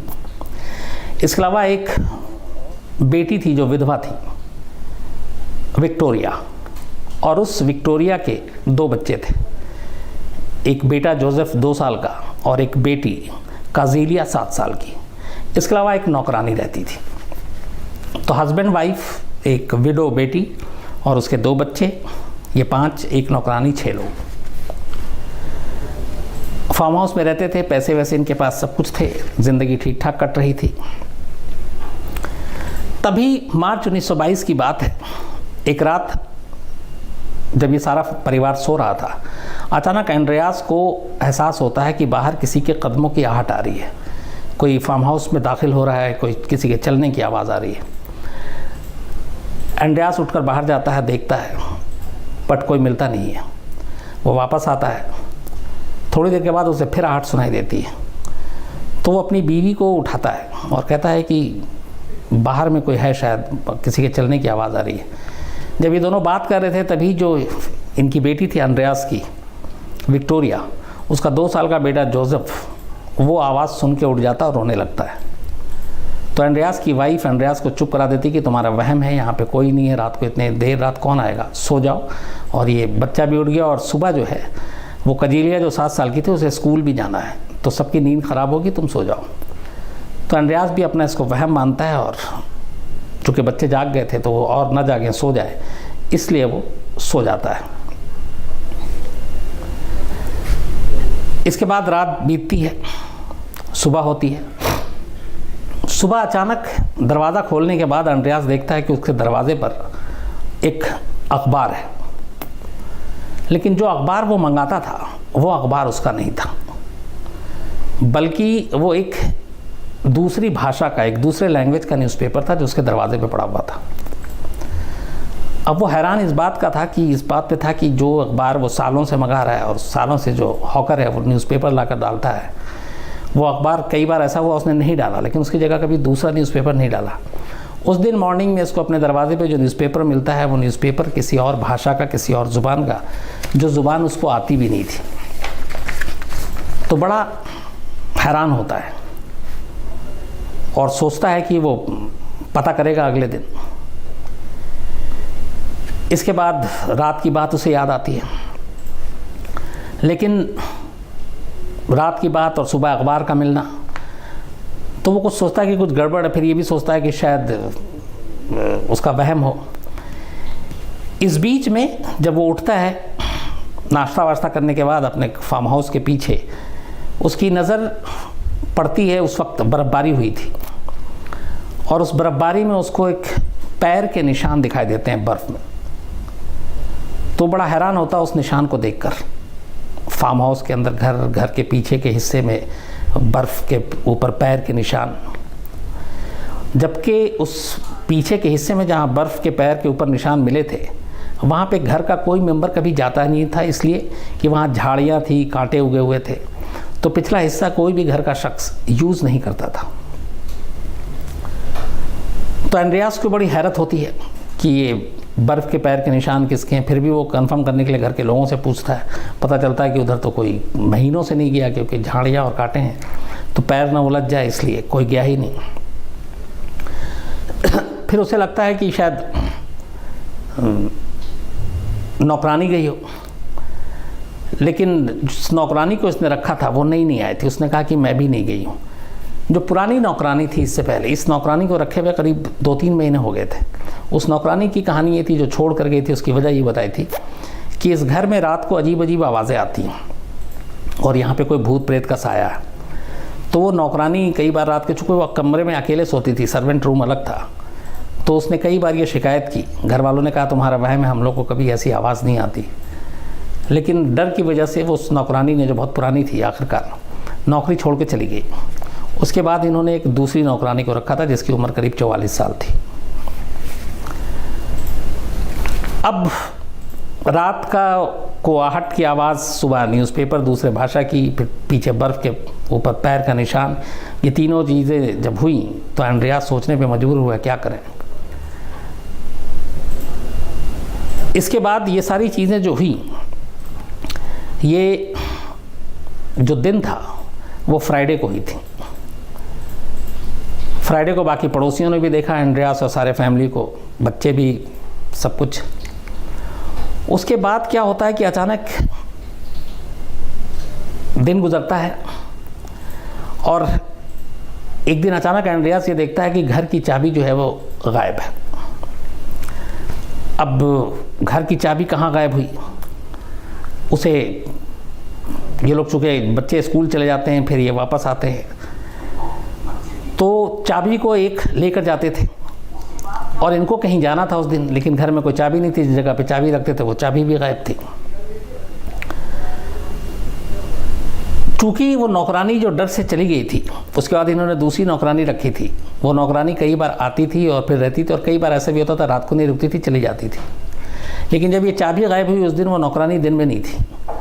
तो अब ये भी था कि चाबी कौन लेगा, कौन चुराएगा। पुलिस में भी रिपोर्ट नहीं लिखा है, उन्होंने कहा कि कहीं इधर उधर हो गया होगा हम ही लोगों से। अब 31 मार्च की बात आती है। 31 मार्च को ये सारी चीज़ें हो गई, दिन बीत गई, रात होती है, सैटरडे का दिन आता है, फिर संडे का दिन आता है। अब सैटरडे संडे क्या होता है किसी को पता नहीं। मंडे को न्यूज़पेपर वाला हमेशा की तरह न्यूज़पेपर डालने आता है। जब वो न्यूज़पेपर डाल रहा था दरवाजे के पास, तो वो देखता है कि सैटरडे और संडे का न्यूज़पेपर भी दरवाजे पे उसी तरह पड़ा हुआ है और उसको किसी ने उठाया नहीं। तो उसे बड़ी हैरानगी होती है, क्योंकि इससे पहले कभी ऐसा हुआ नहीं और ये लोग कहीं इतने सालों में कभी गए भी नहीं कि कहीं किसी रिश्तेदार या किसी और के पास। दिन भर कहीं घूम फिर कर चले जाएं तो अलग बात है, रात को लेकिन लौटते घर ही थे। तो न्यूज़पेपर वाले ने देखा कि न्यूज़पेपर पड़ा हुआ मंडे को। जब उसने डाला कि पिछले 2 दिन का अखबार पड़ा हुआ है, फिर उसने पड़ोसी से पूछा, तो पड़ोसियों ने बताया कि हाँ, पिछले 2 दिनों से मैंने इस घर के किसी मेंबर को नहीं देखा है, ना एंड्रियास, ना उनकी पत्नी, ना उनकी बेटी, ना दोनों बच्चे, न मेड। तो पड़ोसियों को भी फिक्र होती है जब वो हॉकर बताता है कि न्यूज़पेपर पड़ा हुआ है। उसके बाद वो पुलिस को सीधे फ़ोन करते हैं और पुलिस को बताते हैं कि ऐसे ऐसे इस घर में अखबार पड़ा हुआ और घर के लोग गायब हैं, और कभी ऐसा बरसों में हुआ नहीं। जब खबर मिलती है तो फिर म्यूनिक पुलिस के इंस्पेक्टर, उस वक्त थे जॉर्ज, अपनी टीम के साथ फार्म हाउस में पहुंचते हैं। फार्म हाउस में आने के बाद वो जब अंदर दाखिल होते हैं तो फार्म हाउस के पीछे के अलावा दाहिनी तरफ एक बाड़ा था। आमतौर पर ऐसे बाड़े में घोड़े या कुछ जानवर वानवर रखे जाते हैं। उस बाड़े में एंड्रियास की पत्नी काजिला, उनकी बेटी विक्टोरिया, विक्टोरिया का बेटा जोसेफ जो 2 साल का था और बेटी कजिलिया जो 7 साल की थी। इन 5 की लाश पड़ी हुई थी। 5 को किसी तेज़धार हथियार से मारा गया था और लाश देखकर लग रहा था कि कम से कम कत्ल हुए 2 दिन से ज़्यादा हो गए। अब 5 की लाश देखने के बाद पहला शक ये हुआ कि इन 5 को घर की नौकरानी ने मार डाला है, क्योंकि उन लाशों में नौकरानी की लाश नहीं थी। तो पुलिस को लगा कि नौकरानी मार के चली गई है। इसके बाद पुलिस अंदर दरवाज़ा खोलती है घर का, क्योंकि ये बाड़े में लाश मिली थी। बट जैसे ही दरवाज़ा खोलती है अचानक से बहुत तेज़ बदबू आती है। पुलिस कमरे में दाखिल होती है तो जिस नौकरानी पर शक था उस नौकरानी की लाश भी रूम के अंदर पड़ी हुई थी और सेम उसके जिस्म पे वैसे ही चोट के निशान थे जैसे बाहर पड़ी 5 लाशों के ऊपर थे। अब पुलिस इस बात पे हैरान थी कि 2 साल के बच्चे तक को कातिल ने नहीं छोड़ा और बड़ी बेरहमी से मारा। फिर लाश को ध्यान से देखने के बाद पता चला कि जो 7 साल की बेटी थी विक्टोरिया की, उसने शायद सबसे आखिरी में दम तोड़ा और हमले के बाद भी वो काफ़ी ज़िंदा थी काफ़ी देर तक। उसको बाल पकड़कर घसीटा गया था। इस वजह से उसकी कई जगह से बाल उखड़ गए थे और घिसटने के निशान, खून के निशान थे जो लकीर खींच रही थी। अब ये जब सारी चीज़ें हुई और उस वक्त एक फैमिली में 6 कत्ल, जब लोगों को पता चला तो हंगामा हो गया। पुलिस के ऊपर दबाव आया कि इस कत्लेआम का जो केस है इसको जल्द से जल्द सुलझाएं, कातिल को पकड़े। लोगों के अंदर ज़बरदस्त गुस्सा था और म्यूनिख और उसके आसपास इस तरह के इंसिडेंट से पहले क्राइम के हिसाब से नहीं हुआ था। पुलिस ने पहली नज़र में ये माना कि इन सब के जो कत्ल किया गया वो कुदाल या फावड़ा जो नुकीला थे उनसे मारा गया, लेकिन पूरे फार्म हाउस में कहीं भी वो हथियार नहीं मिला। जब छानबीन की गई तो पता चला कि अंद्रयास का कोई रिलेटिव आसपास में रहता ही नहीं है और ना ये कभी किसी रिलेटिव के कभी घर गए। इन लोगों का किसी से कोई लेना देना ही नहीं था। तो कोई ऐसा रिश्तेदार, कोई करीबी, कोई दूर का कोई रिश्ता ही नहीं निकला। तो रिश्तेदार कोई कुछ कर नहीं सकता, किसी का आना जाना नहीं था। तो फिर वजह क्या हो सकती है? अब यहाँ से पुलिस ने अलग अलग एंगल से जांच शुरू की। 1000 लोगों से ज़्यादा पुलिस ने पूछताछ की जो उस फार्म हाउस के आस पड़ोस में रहते थे, जो जितने शॉपकीपर, दुकानदार, हॉकर, इवन वहाँ से जो बस गुजरती थी, बस स्टॉप, बस के कंडक्टर, ड्राइवर, जिसका भी लिंक ज़रा सा इस गांव, इस फार्म हाउस से जुड़ता था, जो कभी आते थे कभी जाते थे, या अंद्रयास परिवार जिनके संपर्क में था, चाहे वो शॉपिंग करने के लिए हो, चाहे स्कूल का हो, चाहे स्कूल की किताबें कॉपी ख़रीदने की हो, ड्रेस ख़रीदने की हो, कोई भी ऐसी चीज़ जिन जिन लोगों से इस परिवार का जुड़ाव था उनमें से किसी भी एक शख्स को म्यूनिख पुलिस ने नहीं छोड़ा और हर एक से पूछताछ की, लेकिन उसके बावजूद कोई सुराग नहीं मिला।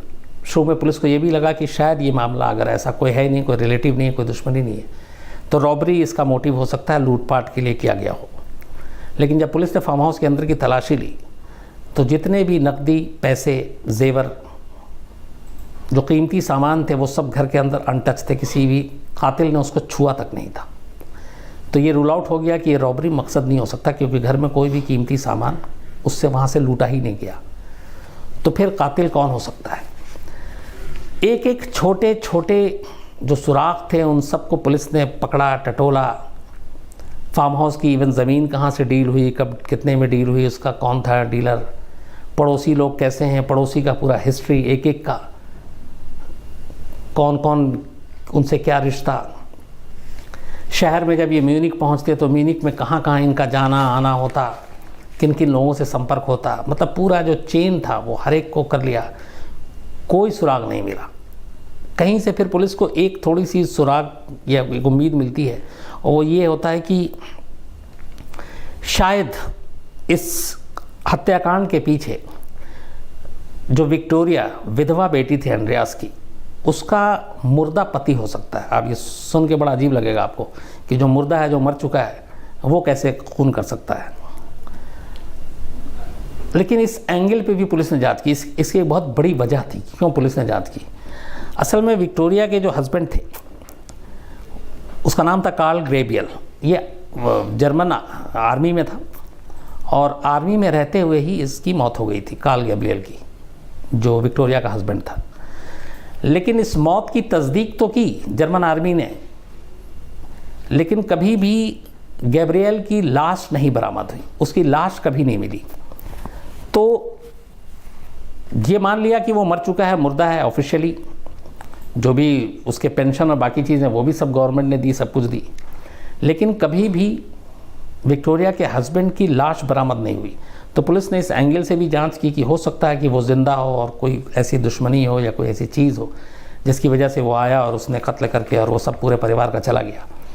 लेकिन उसमें भी पुलिस को नाकामी हाथ लगी, क्योंकि उसने जितनी भी अपनी कोशिश थी वो लगा दी कि अगर वो ज़िंदा है, मरा नहीं है आर्मी में, तो कहाँ हो सकता है, किस रूप में हो सकता है, किस भेष में हो सकता है, क्या नाम बदल के किस शहर में कहाँ क्या कर रहा हो। उसके पूरे रिश्तेदार को, उसके जो विक्टोरिया के ससुराल वाले, उन सबको खंगाल डाला, पर पता चला कि वो मौत के बाद कभी दिखाई ही नहीं दिया किसी को। इसी बीच फिर पड़ोसियों ने बताया, जिस फार्म हाउस में सारा कत्लेआम हुआ था, कि उनको एंड्रियास की पूरी फैमिली के कत्लेआम के बाद, उनकी मौत के कुछ दिन के बाद, अचानक उनके घर के किचन की चिमनी जलती हुई नज़र आई और चिमनी से धुआं उठता हुआ दिखाई दिया। इतना ही नहीं, उन्होंने उस घर में किसी का साया भी देखा जो चल रहा था उस घर के अंदर। तो एक साथ कई पड़ोसी ने बताया कि उन्होंने अपनी आंखों से धुआं देखा था, जबकि उस घर में कोई नहीं था, और कुछ लोगों को चलते हुए भी देखा। उनके कहने पे पुलिस ने कई बार फार्म हाउस खुलवाया, फिर वहाँ गई, उस चिमनी को चेक किया, बाकी चीज़ें देखी, बट कहीं से इस बात के सबूत नहीं मिले कि इनकी मौत के बाद कभी उस चिमनी और बाकी चीज़ों में कुछ कभी जलाया गया हो। पुलिस कोशिश करती रही, जितने ज़हीन दिमाग थे जर्मन पुलिस के, उन सबको लगाया गया। CID इसमें काम की, जासूस लगे, अलग अलग स्पेशलिस्ट लगे, हर एक ने अपने अपने लेवल पे जांच की। एक पूरा कई हज़ार लोगों की जो कड़ियाँ बनी, उन सब से बात हुई, लेकिन उस रात उस घर में कौन आया, इन 6 लोगों को किसने मारा, क्यों मारा, वजह क्या थी, ये राज कभी खुला ही नहीं। तब धीरे धीरे जब वक्त बीतता गया, लोग भी भूलते गए, तब म्यूनिख पुलिस ने एक फ़ैसला किया, क्योंकि हर एक केस में एक मियाद होती है। बहुत सारे कंट्री में ऐसा होता है कि इतने साल तक अगर ये हो गया तो ठीक है, वरना केस क्लोज। अपने यहाँ भी बहुत सारे केस ऐसे क्लोज फाइल बंद कर देते हैं जिसमें सबूत ना हो, गवाह ना हो। जैसे इवन आरुषि केस में CBI ने क्लोज़र रिपोर्ट डाल दी थी कि हमें नहीं मालूम कातिल कौन है। बाद में वही क्लोज़र रिपोर्ट को चार्जशीट में तब्दील करना पड़ा, जिस पर सज़ा हुई। बट म्यूनिख पुलिस ने एक फ़ैसला किया कि इस केस को हम क्लोज़ नहीं करेंगे, इसकी फ़ाइल खुली रहेगी। जब जब इसमें कोई नया सुराग मिलेगा हम उसकी जांच करेंगे, और वो बीच बीच में उसकी फिर से जांच शुरू करते, और उसमें जो भी अपडेट होता उस केस फाइल को अपडेट करते जाते। करते करते करते 1922 से 2019 आ गया, 97 ईयर बीत गए, ये केस नहीं खुला। जर्मनी में जो भी लोग पुलिस, लॉ, कानून, इन सब की पढ़ाई करते हैं, वो एक बार इस केस को ज़रूर पढ़ते हैं, एक तरह से चैलेंज के तौर पे, कि क्या पता इस केस की फ़ाइल पढ़ने से वो कातिल या कातिल के बारे में कोई सुराग निकाल सकें और उसको पता कर सकें। और इस केस की फ़ाइल की वजह से ही जिस फार्म हाउस में ये कत्लेआम हुआ है कि फैमिली के 6 लोगों को मारा गया, उस एंड्रियास के फार्म हाउस को वो एक समाधि स्थल बना दिया गया है। तो उस समाधि के तौर पे वहाँ आज भी मौजूद है, और आज भी एंड्रियास और उसके पूरी फैमिली की वो केस फाइल ज़िंदा है, खुली हुई है। और एक चुनौती है हर ज़हीन दिमाग पुलिस अफसर या किसी भी जांच एजेंसी के अफसर के लिए, कि आओ केस फाइल पढ़ो, केस को समझो, और अगर इसे सॉल्व कर सकते हो तो करो, कातिल तक पहुंच सकते हो तो पहुंचो। बट 97 साल हो गए, अभी तक इस चुनौती को किसी ने कामयाबी से एक्सेप्ट नहीं किया, इसको सॉल्व नहीं किया। और जैसा कि मैंने शुरू में आपको कहा था कि शायद अब ये है कि एक बार पता तो चल जाए कि आखिर वो कातिल था कौन, क्योंकि अब कातिल का ज़िंदा हाथ आना मुझे लगता है कि मुमकिन नहीं है, क्योंकि उस उम्र, इस केस को देखते हुए 97 साल पुराना मामला है, शायद वो ज़िंदा ही ना हो। लेकिन अब भी एक सवाल ये पूरे जर्मनी में, ख़ासतौर पे म्यूनिख पुलिस के लिए एक चैलेंज है कि 6 लोगों का कातिल आज तक हाथ नहीं आया। आज तक यही नहीं पता चला कि कत्ल किसने किया, क्यों किया, क्या वजह थी। इसीलिए कहते हैं कि ये अब शायद दुनिया के कुछ चुनिंदा केसों में है जिसकी फ़ाइल इतने सालों बाद भी खुली हुई है। उम्मीद करता हूँ कि कभी ये केस खुले और पता चला कि इसके पीछे की असली कहानी क्या है, और ऐसा पता चला तो जाहिर सी बात है क्राइम तक की फैमिली को मैं कोशिश करूँगा सबसे पहले बताऊँ, पूरी डिटेल में बताऊँ। लेकिन फ़िलहाल ये है कि ये कहानी ही की तरह है। इसका अंजाम, इसका आखिरी पन्ना लिखा जाना अभी बाकी है। इस केस की फ़ाइल पे आखिरी जो सारी चीज़ें होनी है वो बाकी है। इंतज़ार कीजिए क्या होता है, कभी खुलता भी है कि नहीं खुलता है। अब आसिम बैठा हुआ है तो आसिम बताओ फटाफट। संजीवनी कुमार है, हाँ, वो बोल रहा है कि सर ये केस आरुषि तलवार केस को नहीं लगता, क्योंकि उसमें भी एक नौकर पे शक हुआ था, वो भी मरा हुआ मिला, इसमें भी नौकरानी पे शक हुआ, वो भी मरा हुआ मिला, और दोनों रहस्य हैं जो सुलझे। हाँ अश्वनी जी, बस ये एक नौकर और नौकरानी वाली चीज़ें इसमें कॉमन है। बाकी आरुषि और हेमराज यहाँ 2 कत्ल था, वहाँ 6 कत्ल है। दूसरा ये भी है कि और भी कई सारे डिफरेंसेस हैं दोनों केस में। लेकिन हाँ, अगर आप उसकी बात करें कि सच क्या है, उस केस का नहीं आया। लेकिन यहाँ अगर 2 कोर्ट की बात करें तो माँ बाप को ही किया था। हालांकि सुप्रीम कोर्ट में अभी मामला है, उसमें जो फैसला आएगा उसके बाद ही कह सकते हैं। लेकिन कहीं ना कहीं ये फैक्ट है कि उस केस को लेके जो म्यूनिक के लोग सोचते हैं, वही आरुषि केस को लेके हम लोग भी सोचते हैं कि सच में क्या आरुषि का कातिल पकड़ा गया या वही है जो सीबीआई ने कहा था। क्योंकि जिस क्लोजर रिपोर्ट को आपने चार्जशीट में तब्दील किया, उस चार्जशीट की बिहाफ पे आप लोअर कोर्ट ने सज़ा सुनाई, फिर हाई कोर्ट ने बरी कर दिया, तो उसके ऊपर शक करना लाजमी है। सर सौरभ सिंह बोल रहे हैं, सर क्या कोई हॉरर एंगल हो सकता है? हाँ सौरभ सिंह साहब, मैं इस पर मतलब हॉरर और इन चीज़ों पे खुद बिलीव करता नहीं। और क्राइम में भी ये है कि जो पुलिस और ये बाकी चीज़ें हैं उनको भी इस पे कोई बिलीव नहीं है। वो कानून जो है वो सिर्फ सबूत मांगता है, गवाह मांगता है। तो भूत प्रेत का मैं इस पर कोई कह नहीं सकता, इसलिए कि जब जिन चीज़ों पे बिलीव नहीं है तो उसके बारे में क्या बोलूँगा। सर शब्बीर रौनक बोल रहे हैं, सर इसमें किसी और कंट्री की एजेंसी ने हाथ बटाने की या केस को सुलझाने की कोशिश करी? शब्बीर रौनक साहब, इसमें किसी और कंट्री के लोगों ने हेल्प करने की कोशिश की, ये जानकारी तो नहीं है। लेकिन हाँ, कई कंट्री के स्टूडेंट्स जो पुलिस के हैं या लॉ के हैं, उन्होंने इस केस की फ़ाइल को जाके पढ़ा और उस पर काम भी किया। ये सच है, लेकिन कामयाबी नहीं मिली। सर दीक्षा बजरंग है, ये बोल रही है सर इसमें जो परछाइयाँ और जो साए दिखाई देते थे वो लोग कौन थे, इसका कुछ पता चला? दीक्षा जी, इस बारे में जब पुलिस ने जांच की, जब कहा कि चिमनी से धुआं उठ रहा था, मौत के बाद भी कुछ लोगों के चलते हुए परछाई दिखाई दी, लेकिन पुलिस ने उसमें से कोई भी ऐसी चीज़ पाई नहीं। कई बार पुलिस ने वहाँ का दौरा किया, तो ये सिर्फ एक वहम ही निकला, इसमें पुख्ता तौर पर कोई चीज़ सामने नहीं आई।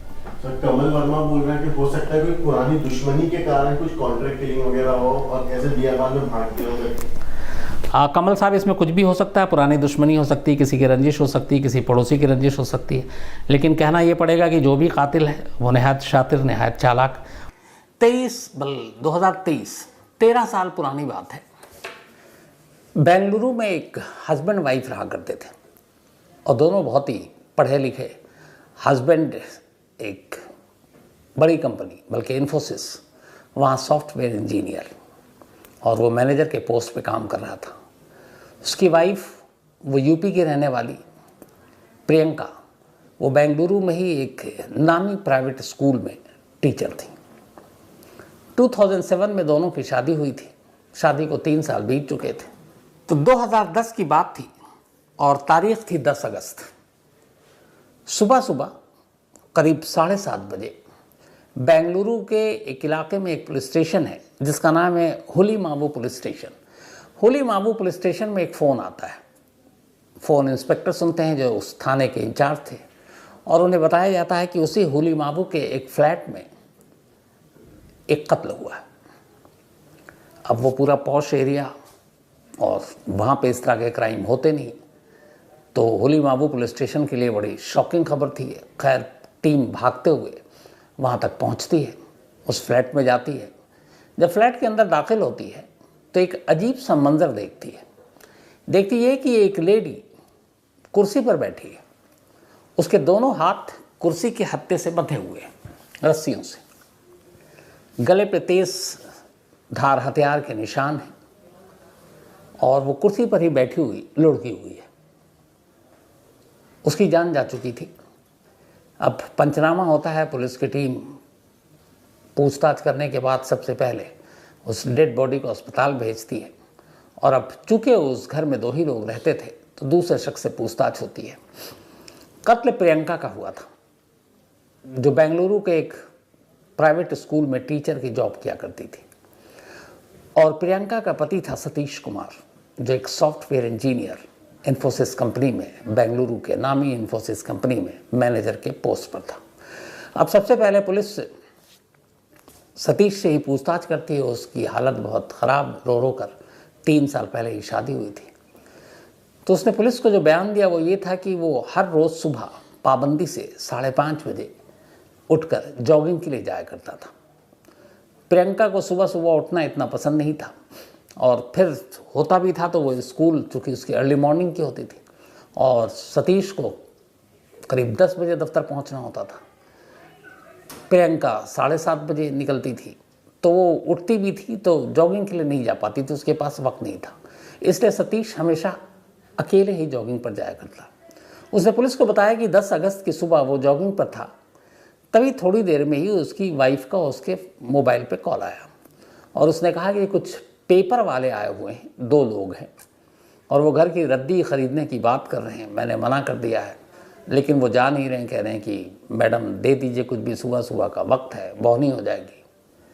तो इसने कहा ठीक है, तुम दरवाज़ा मत खोलना, सतीश ने कहा, और मैं आता हूँ, तो तुम दरवाज़ा लेकिन मैं आने तक मत खोलना, क्योंकि उसे भी लगा सुबह सुबह रद्दी वाले घर में पहुँच गए, 6 भी नहीं बज रहा है। तो उसने ये कहकर बीवी को फ़ोन रख दिया, फ़ोन काट दिया। सतीश के मुताबिक इसके बाद 45 मिनट के बाद, अगले फ़ोन आने के 45 मिनट के बाद वो घर पहुंचा। जब घर पहुंचा तो उसने देखा कि फ्लैट का दरवाज़ा बाहर से बंद है। अब बाहर से दरवाज़ा बंद है, अंदर से उसने घंटी वंटी बजानी शुरू की बाहर से, लेकिन कोई खोल नहीं रहा। उसने आवाज़ दी, बीवी को फ़ोन किया, वो फ़ोन नहीं उठा रही है। काफ़ी देर हो गई, पड़ोसी भी आ गए। अब इस घर की 2 चाबी हुआ करती थी, क्योंकि कई बार वो कंपनी में लेट हो जाता था सतीश, तो एक चाबी वो हमेशा अपने दफ्तर में, अपने ड्रॉवर में रखता था, जहाँ जिस सीट पे वो बैठा करता था। तो सतीश ने बताया कि जब काफ़ी देर हो गई और उसने खोला नहीं, तो दफ्तर करीब ही था। दफ्तर करीब होने की वजह से उसने इस जगह पर फ्लैट लिया था।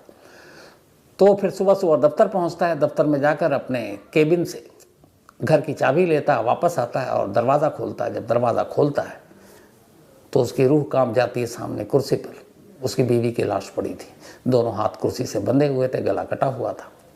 और इसी के बाद उसने सबसे पहले पुलिस को कॉल किया। ये सारा बयान उसने दिया। पुलिस ने मामले की तफ्तीश शुरू की, लेकिन 1 दिन 2 दिन बीत गया, कोई कातिल, कोई क्लू नहीं, कोई चश्मदीद नहीं। किसी पड़ोसी ने भी कुछ नहीं देखा। जिस फ्लैट में था वहाँ पे कोई आसपास में सीसीटीवी कैमरा भी नहीं था जिससे कोई क्लू मिले।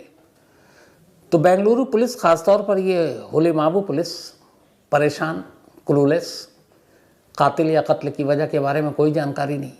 अब इधर चूँकि जिसका कत्ल हुआ वो एक स्कूल की टीचर थी और एक ऐसे शख्स की पत्नी थी जो इन्फोसिस जैसे रेपुटेटेड कंपनी में काम करता है, तो पुलिस के ऊपर प्रेशर भी था। सतीश के बहुत सारे दोस्त हमदर्दी भी जता रहे थे आकर, और लगातार दोस्त जो थे, और वो कह रहे थे कि ये क्या है, मतलब बेंगलुरु जैसी जगह पर, दिल्ली में जैसे महिलाएं सुरक्षित नहीं है, बेंगलुरु में भी क्या ऐसे ही होगा, लॉ एंड ऑर्डर ऐसी होगी। तो लोगों को गुस्सा भी था उस सोसाइटी में भी जिस फ्लैट में प्रियंका रहा करती थी। इसी गुस्से में तीसरे दिन से जब कोई कातिल मिला नहीं, क्लू मिला नहीं, वो हर दिन पुलिस स्टेशन जाता सतीश। तीसरे दिन से उसने पुलिस स्टेशन के बाहर धरना देना शुरू कर दिया प्रियंका के पति ने। उसने कहा कि 3 दिन हो गए और मेरी बीवी का कोई कातिल, पुलिस उसे पकड़ नहीं पाई, ना ये वजह तक पता नहीं कर पा रही। ठीक कैसी पुलिस है? अब एक पति अपनी पत्नी के कातिल को पकड़वाने, इंसाफ के लिए पुलिस स्टेशन के बाहर धरना दे, इन्फोसिस जैसी कंपनी का मुलाजिम, तो फिर मीडिया में भी खबर बनती है। तो लोकल न्यूज़पेपर ने भी खबर छापनी शुरू कर दिया। बेंगलुरु पुलिस की एक तरह से भद्द पिटने लगी कि हाई प्रोफाइल केस और बेंगलुरु पुलिस जांच तक नहीं कर रही। अगले 3 दिनों तक सतीश धरने पर बैठा रहा। पुलिस ने उसे बहुत समझाया भी कि हम ढूंढ रहे हैं, हम सही दिशा में जांच कर रहे हैं, लेकिन सतीश मानने को तैयार नहीं। 3 दिन तक पुलिस उसे मनाती रही, वो धरने पर बैठा रहा। चौथा दिन आया। चौथे दिन फिर पुलिस आई सतीश के पास। उसने कहा धरना ख़त्म करो, जाओ हम तुम बताते हैं। उसने कहा नहीं, आप पहले कातिल को पकड़ो। पुलिस ने सतीश के हाथ पकड़े और कहा आओ थाने के अंदर।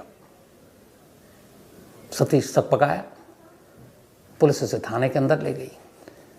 फिर उसने उससे कहा कि अब तुम्हें थाने के बाहर बैठकर धरना प्रदर्शन करने की ज़रूरत नहीं है, अब तुम थाने के अंदर ठीक हो। तो उसने कहा ये क्या मजाक है? तो उसने कहा मजाक नहीं है, 3 दिनों से तुम यहाँ बाहर बैठकर धरना प्रदर्शन कर रहे हो, हम पे उंगलियां उठा रहे हो, और तुम्हें ये लग रहा है कि हम तुम्हारे इस प्रेशर में हैं। असल में तुम गलतफहमी में थे। तुम 3 दिन तक धरने प्रदर्शन पे बैठे थे और हम लोग जानबूझकर चाहते थे कि तुम बैठे रहो ताकि इस बीच हम तुम्हारी भी कुंडली खंगालें। और कई ऐसी चीज़ें थी जिससे हमें पहला शक तुम ही पर था। बस कुछ कड़ियों को जोड़ना था, जोड़ने में 4 दिन लग गए। तुमने 4 दिन खूब तमाशा कर लिया पुलिस स्टेशन के बाहर। अब पूरी कहानी सामने है, कड़ियाँ जुड़ चुकी हैं, तो आओ थाने में आओ, बाहर क्यों बैठते हो? अब एक्सेप्ट करो कि तुम ही प्रियंका के कातिल हो। सतीश पहले तो सकपकाया, फिर उसने कहा क्या बेवकूफ़ी की बात कर रहे हो, मैं अपनी बीवी को क्यों मारूंगा, और मारूंगा तो मैं ही क्यों धरने पर बैठकर पुलिस पर प्रेशर बनाऊंगा कि कातिल को पकड़े। मैं तो आराम से घर पे चुपचाप रहता, आप पे दबाव भी नहीं पड़ता, आपको मेहनत नहीं करनी पड़ती, आप कातिल को नहीं पकड़ते, तो मैं क्यों करूँगा। फिर पुलिस ने उसे एक एक कर उसकी कमज़ोर कड़ियाँ बतानी शुरू की। जब सारी चीज़ें सामने रख दी तो चूँकि एक सॉफ्टवेयर इंजीनियर था, उसे भी पता था इन एविडेंस की क्या अहमियत है, इसे कोई नकार नहीं सकता। उसके पास भी कोई रास्ता नहीं था। आखिरकार सतीश टूट पड़ा और फिर उसने पूरी सच्चाई उगल दी, पूरी कहानी बताई। जब कहानी सामने आ गई तो केस खुल गया। बट उसने जो कहानी बताई उससे पहले ये जानना ज़रूरी है कि आखिर पुलिस को ऐसा क्या शक हुआ कि जो शख्स पुलिस के खिलाफ धरने पर बैठा है उसी के ऊपर पुलिस ने शक किया कि यही कातिल है। बड़ी माइनर डिटेलिंग के साथ बेंगलुरु पुलिस ने इस केस पे काम किया था और छोटी छोटी बातों का जब उसने ख्याल रखा तो केस खुल गया। हर पुलिस वालों के लिए एक तरह से नज़ीर है कि छोटी बातों को कभी आप अनदेखा मत करो। 10 अगस्त की सुबह 7:30 बजे जब इस हुली माबू पुलिस के पास फ़ोन आया था कि एक फ्लैट में एक लेडी का कत्ल हो गया है और पुलिस पहुंची, तो उस फ्लैट में 2 ही लोग थे, एक प्रियंका और दूसरा सतीश, उसका हस्बैंड। पहला बयान सतीश ने यही दिया कि सुबह वो जॉगिंग पे था, उसकी बीवी ने फ़ोन किया और कहा कि 2 पेपर वाले आए हैं रद्दी ख़रीदने, और उसने कहा कि तुम उनको रुको, मैं घर आता हूँ, दरवाज़ा मत खोलना। अब इस बयान में ऐसा क्या था जिससे शक हो? लेकिन इस बयान में शक करने की बहुत सारी चीज़ थी। पहली, जब पुलिस ने कॉल डिटेल निकाला तो देखा कि सतीश झूठ नहीं बोल रहा। उसकी बीवी का फ़ोन उसके मोबाइल पर आया, लेकिन जो टाइम है वो टाइम वो गलत बता रहा है। उसने टाइम आधे घंटे आगे का बताया, जबकि कॉल पहले का था। पहली चीज़। दूसरी चीज़, उसने कहा कि तुम दरवाज़ा मत खोलना, मैं आ रहा हूँ। तो वैसे में कभी भी कोई अपने घर पे अगर फ़ोन करे और ऐसे इमरजेंसी आपको डाउट भी है कि सुबह सुबह कौन 6 बजे रद्दी वाला आता है और आप बीवी से कह रहे हो कि तुम दरवाज़ा किसी भी कीमत पे मत खोलना, मैं आ रहा हूँ, तो पहला काम आप क्या करेंगे? आप जॉगिंग छोड़ेंगे और सीधे घर जाएंगे। और जहाँ वो जॉगिंग करता था वो घर के बिल्कुल नीचे पास में 3 से 4 मिनट घर की दूरी थी, लेकिन वो पहुँचता है 45 मिनट के बाद। अब सवाल ये था, और शक की गुंजाइश यहीं से पहली पड़ी, कि एक शख्स अपनी बीवी को कह रहा है कि दरवाज़ा मत खोलो, मैं आ रहा हूँ, और आने में वो 45 मिनट लेता है। पुलिस को लगा ये 45 मिनट बाद क्यों आया? क्या 45 मिनट तक वो रद्दी वाला दरवाजे के बाहर खड़ा रहेगा? यहीं उसका ये पहला बयान उसके खिलाफ किया। दूसरा बयान, उसने कहा कि जब वो घर पहुंचा तो दरवाज़ा बाहर से बंद था। उसने काफ़ी घंटी बजाई, अंदर से खुला नहीं। बीवी को फ़ोन किया, उसके फ़ोन पे बहुत सारे मिस कॉल भी थे। बीवी को किया, जो उठाया नहीं। मतलब उसने कहा कि उसके पास हमेशा एक दूसरी चाबी हुआ करती थी। तो वो फिर भागकर, पास में ही दफ्तर था इन्फोसिस का, वो अपने केबिन में गया, वहाँ उसके ड्रॉवर में वो चाबी रखती थी और वो चाबी लेकर आ गया। अब इस बयान में भी शक करने की क्या कोई वजह?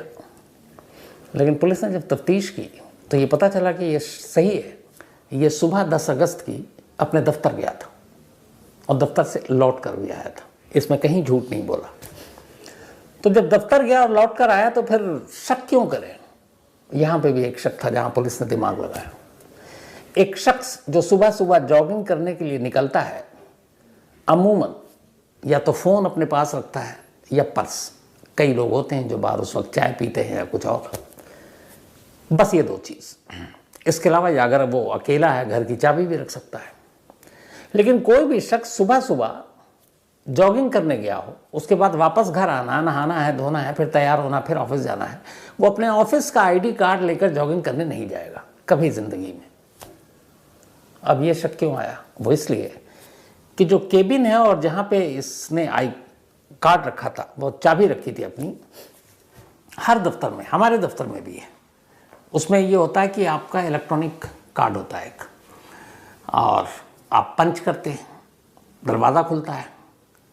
ये सारी चीज़ें हर दफ्तर में आजकल हो गया कि आपको एक कार्ड मिलता है जो आप स्वैप करते हैं या फिर पंच करते हैं या फिंगर दिखाते हैं। लेकिन उस वक्त वहाँ पे वो कार्ड था जो स्वैप करते थे, जैसे होटलों में आप रूम खोलते हैं तो उससे दरवाज़ा खुलता है। पुलिस ने जाकर इन्फोसिस के दफ्तर से पूछा वहाँ के स्टाफ से कि अगर कोई शख्स सुबह सुबह आए या कोई इमरजेंसी हो और आई कार्ड नहीं है तो आप उसको एंट्री दे देते हो? तो उन्होंने कहा कि सुबह कोई ऐसा सीनियर भी नहीं होता है कि जिससे मतलब HR वाले भी 10 बजे के बाद आते हैं या 10 बजे आते हैं।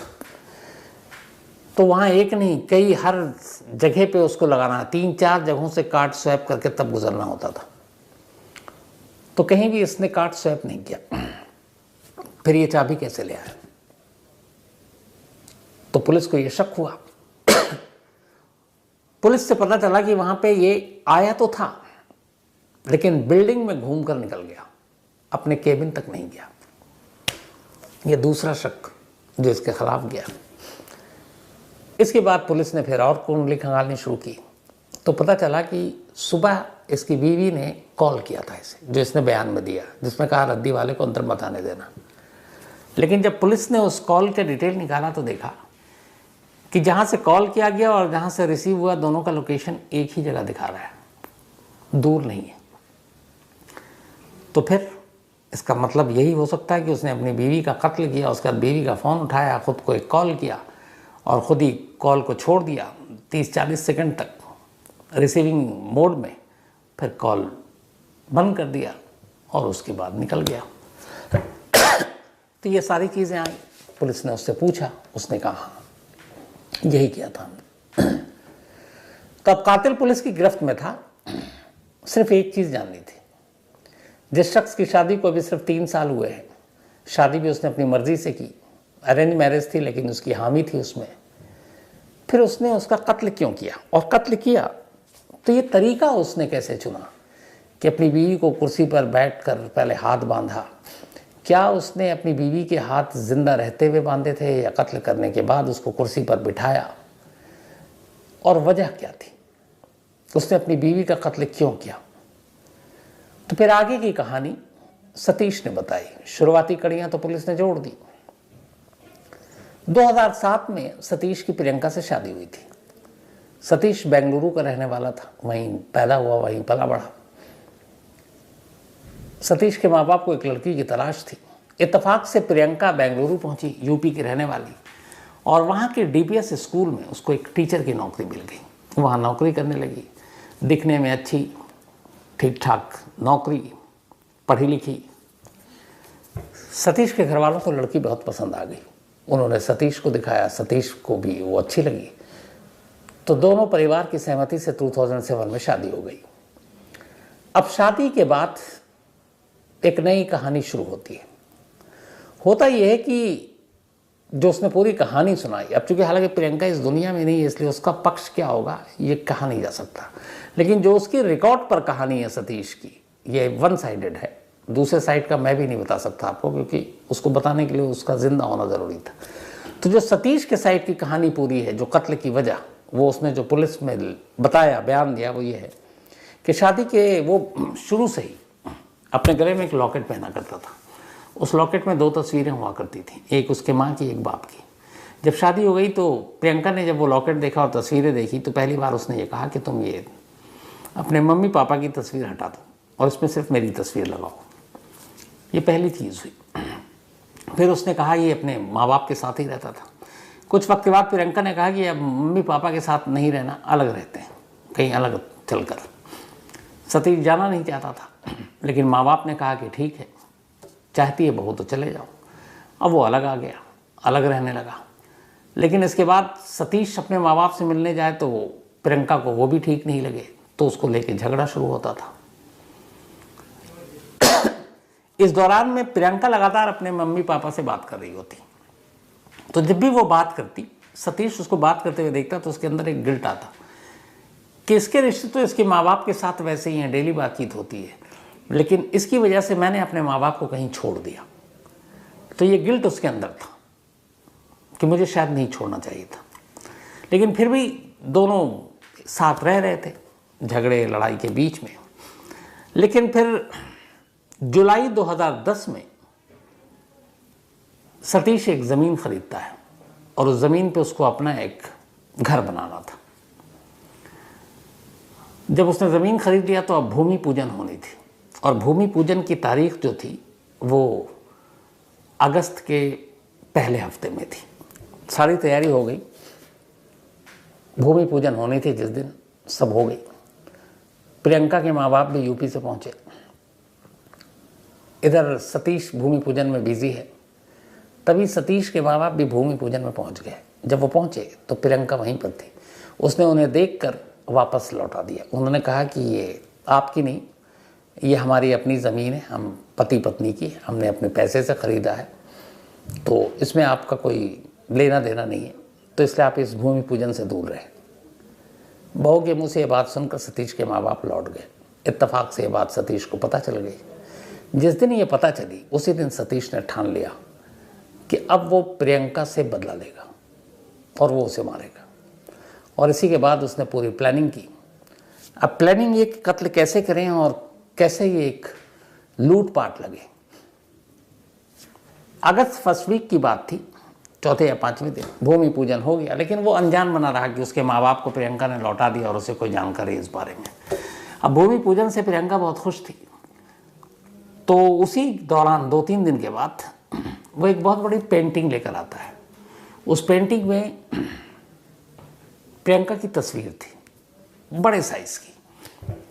उसको वो दीवार पे टांग देता है सुबह सुबह, और प्रियंका को पता नहीं है, रात की बात है, रात को उसने टांग दिया। सुबह सुबह वो प्रियंका को उठाता है क्योंकि उसे पता है ये स्कूल जाती है।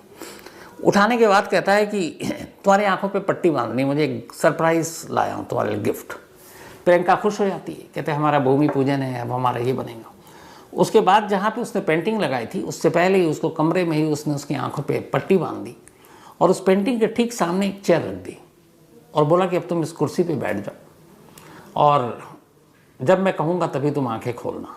और ठीक पेंटिंग की तरफ मुँह करके प्रियंका को बैठा दिया। प्रियंका बैठ गई।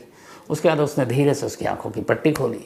जैसे ही आंखों की पट्टी खोली, प्रियंका ने देखा कि सामने उसकी ही बहुत बड़ी तस्वीर लगी है। वो बहुत खुश हुई। उसे लगा उससे पति इतना प्यार करता है, उसके लिए इतनी अच्छी तस्वीर उसने दीवार पर घर के इसमें लगाई है। उसने इस बात का जिक्र अपने माँ बाप से भी किया शाम को कि सतीश बहुत अच्छा है, हमारे लिए मेरी तस्वीर एक लेकर आया है, ये है। अब प्रियंका खुश थी। उसे ये भी था कि चलो ये भूमि पूजन और उसके माँ बाप की बात शायद उसे पता ही नहीं है। ये चीज़ पहला रिहर्सल था, हो गया। अब उसी दिन जब ये खुश होकर गई तब उसने कहा कि नेक्स्ट वीक तुमको इससे भी बड़ा एक बिग सरप्राइज देंगे, तैयार रहना। अब प्रियंका को लगा कि यार इसने गिफ्ट दिया, अगला क्या हो सकता है। वो इसी डेली पूछे, वो कहे कि बस सरप्राइज है। वो सरप्राइज डे आ गया 10 अगस्त। 10 अगस्त की सुबह 5:30 बजे ही जब जॉगिंग पे जाता है सतीश, जॉगिंग पे जाने की बजाय वो उठा और उसने सीधे प्रियंका को उठाया। प्रियंका को बोला कि आज तुम्हारे लिए सरप्राइज गिफ्ट है। वो खुश हो गई, बोला चलो। उसने फिर वहीं कुर्सी पर बैठाया उसकी तस्वीर के सामने। बिठाने के बाद उसने कहा कि देखो तुम अपने हाथ से छू कर पता कर लोगी कि क्या मैं दे रहा हूँ। उसने कहा मुझे पता है तुम शायद हीरे का हार लेकर आई हो। उसने कहा नहीं, तुम्हें कुछ टच नहीं करना, लेकिन तुम चीटिंग करोगी। वो उसने कहा मैं नहीं करूँगी। उसने कहा नहीं, मुझे यकीन नहीं है। उसने कहा ठीक है, मेरा हाथ बांध दो। उसने दोनों कुर्सी के हत्थे पर अपने साथ रस्सी लाया था, उस रस्सी से उसके हाथ बांध दिए। अभी आंखें खुली हुई थी प्रियंका की। हाथ बांधने के बाद उसने कहा कि अब तुम्हारी आंखें बंद करूँगा, फिर जब मैं वो गिफ्ट तुम्हें दे दूँगा तब तुम्हारी आंखें खोलूँगा। वो मुस्कुराती हुई बोलती है ठीक है। इसके बाद वो उसकी आंखों पे पट्टी बांध देता है, ठीक पहले 1 हफ्ते पहले की तरह। पट्टी बांधने के बाद अब एक रस्सी का फंदा उसने अपने हाथ में ले रखा था। बहुत धीरे से उस फंदे को उसके गले में डालता है। चूँकि हाथ बंधे हुए थे, एहसास नहीं होता है प्रियंका को कि ये रस्सी है या लॉकेट है या हार है। जब वो गले में जाता है तो वो खुशी खुशी कहती है मैं समझ गई, मुझे इस बार मालूम है गिफ्ट किया, तुम मेरे लिए हार लेकर आया। लेकिन इसके बाद आगे कुछ कह पाती। वो हार जो रस्सी थी धीरे धीरे शिकंजा कसती है और प्रियंका दम तोड़ देती है। प्रियंका की मौत हो चुकी थी, लेकिन सतीश को ये पता नहीं था कि बेहोशी और मौत में फ़र्क क्या होता है। उसे लगा कहीं कुछ सांसें चल रही हैं क्या है, तो वो श्योर होना चाहता था। फिर उसने गांठ खोली और एक चाकू लाया और गले को काटा ताकि वो श्योर हो जाए कि उसकी मौत हो जाए। ये सब करने के बाद उसने प्रियंका का मोबाइल उठाया, अपने मोबाइल पे कॉल किया, कुछ देर तक छोड़ दिया रिसीविंग को, फिर उसके मोबाइल को बंद किया, मोबाइल वहीं रखा, सारे निशान विशान मिटाए। उसके बाद घर की चाबी अंदर ही थी, दरवाजे को बाहर से इसने बंद किया और बंद करने के बाद जॉगिंग पे निकल गया। वो चाबी जो हमेशा अपने वो दफ्तर में रखा करता था, वो चाबी उसने एक दिन पहले से ही अपने पास रखी हुई थी, दूसरी। इस दौरान में उसने जो मोटिव भी था कि लूटपाट हुई है, तो उसने कहा कि चेक करके बताओ क्या क्या चोरी हुआ है। तो उसने कहा कि करीब 1.5 लाख के गहने और 2 लाख कैश मेरे घर में थे, वो गायब है, अलमीरा में नहीं है। पुलिस ने जो बाकी चीज़ें तफ्तीश की थी, सतीश पर तो शक था ही, वो उसके बैंक और जो प्रियंका है उसके बैंक का भी उन्होंने खाता निकाल लिया था। तो पता चला कि 1 हफ्ते पहले सतीश ने अपने अकाउंट में 2 लाख रुपए जमा कराए और अपने लॉकर में कुछ गहने रखवाए। वो वही गहने थे जो उसने चोरी के मतलब बात की थी। तो ये सारे सबूत पुलिस के पास थे। पुलिस ने इस केस में पूरी तरह से हर चीज़, हर एविडेंस को कलेक्ट किया और उसके बाद चार्जशीट दाखिल की। 28 जुलाई 2017 कर्नाटक की सेशन कोर्ट ने अपना फैसला सुनाया और सतीश को लाइफ इम्प्रिजमेंट यानी उम्र कैद की सज़ा दी। सतीश ने इस फैसले को हाई कोर्ट में चुनौती दी। हाई कोर्ट ने भी उसके इस लोअर कोर्ट के फैसले को बरकरार रखा। हालांकि जेल जाने के बाद उसने जेल के हर एक जो सजायाफ्ता कैदी होते हैं काम दिया जाता है, तो ये पढ़ा लिखा था काफ़ी। तो इससे पूछा गया तो उसने कहा मैं जेल के कैदियों को पढ़ाई लिखाई में मदद करूँगा, जो कंपटीशन एग्ज़ाम देना चाहते हैं, जो कुछ करना चाहते हैं।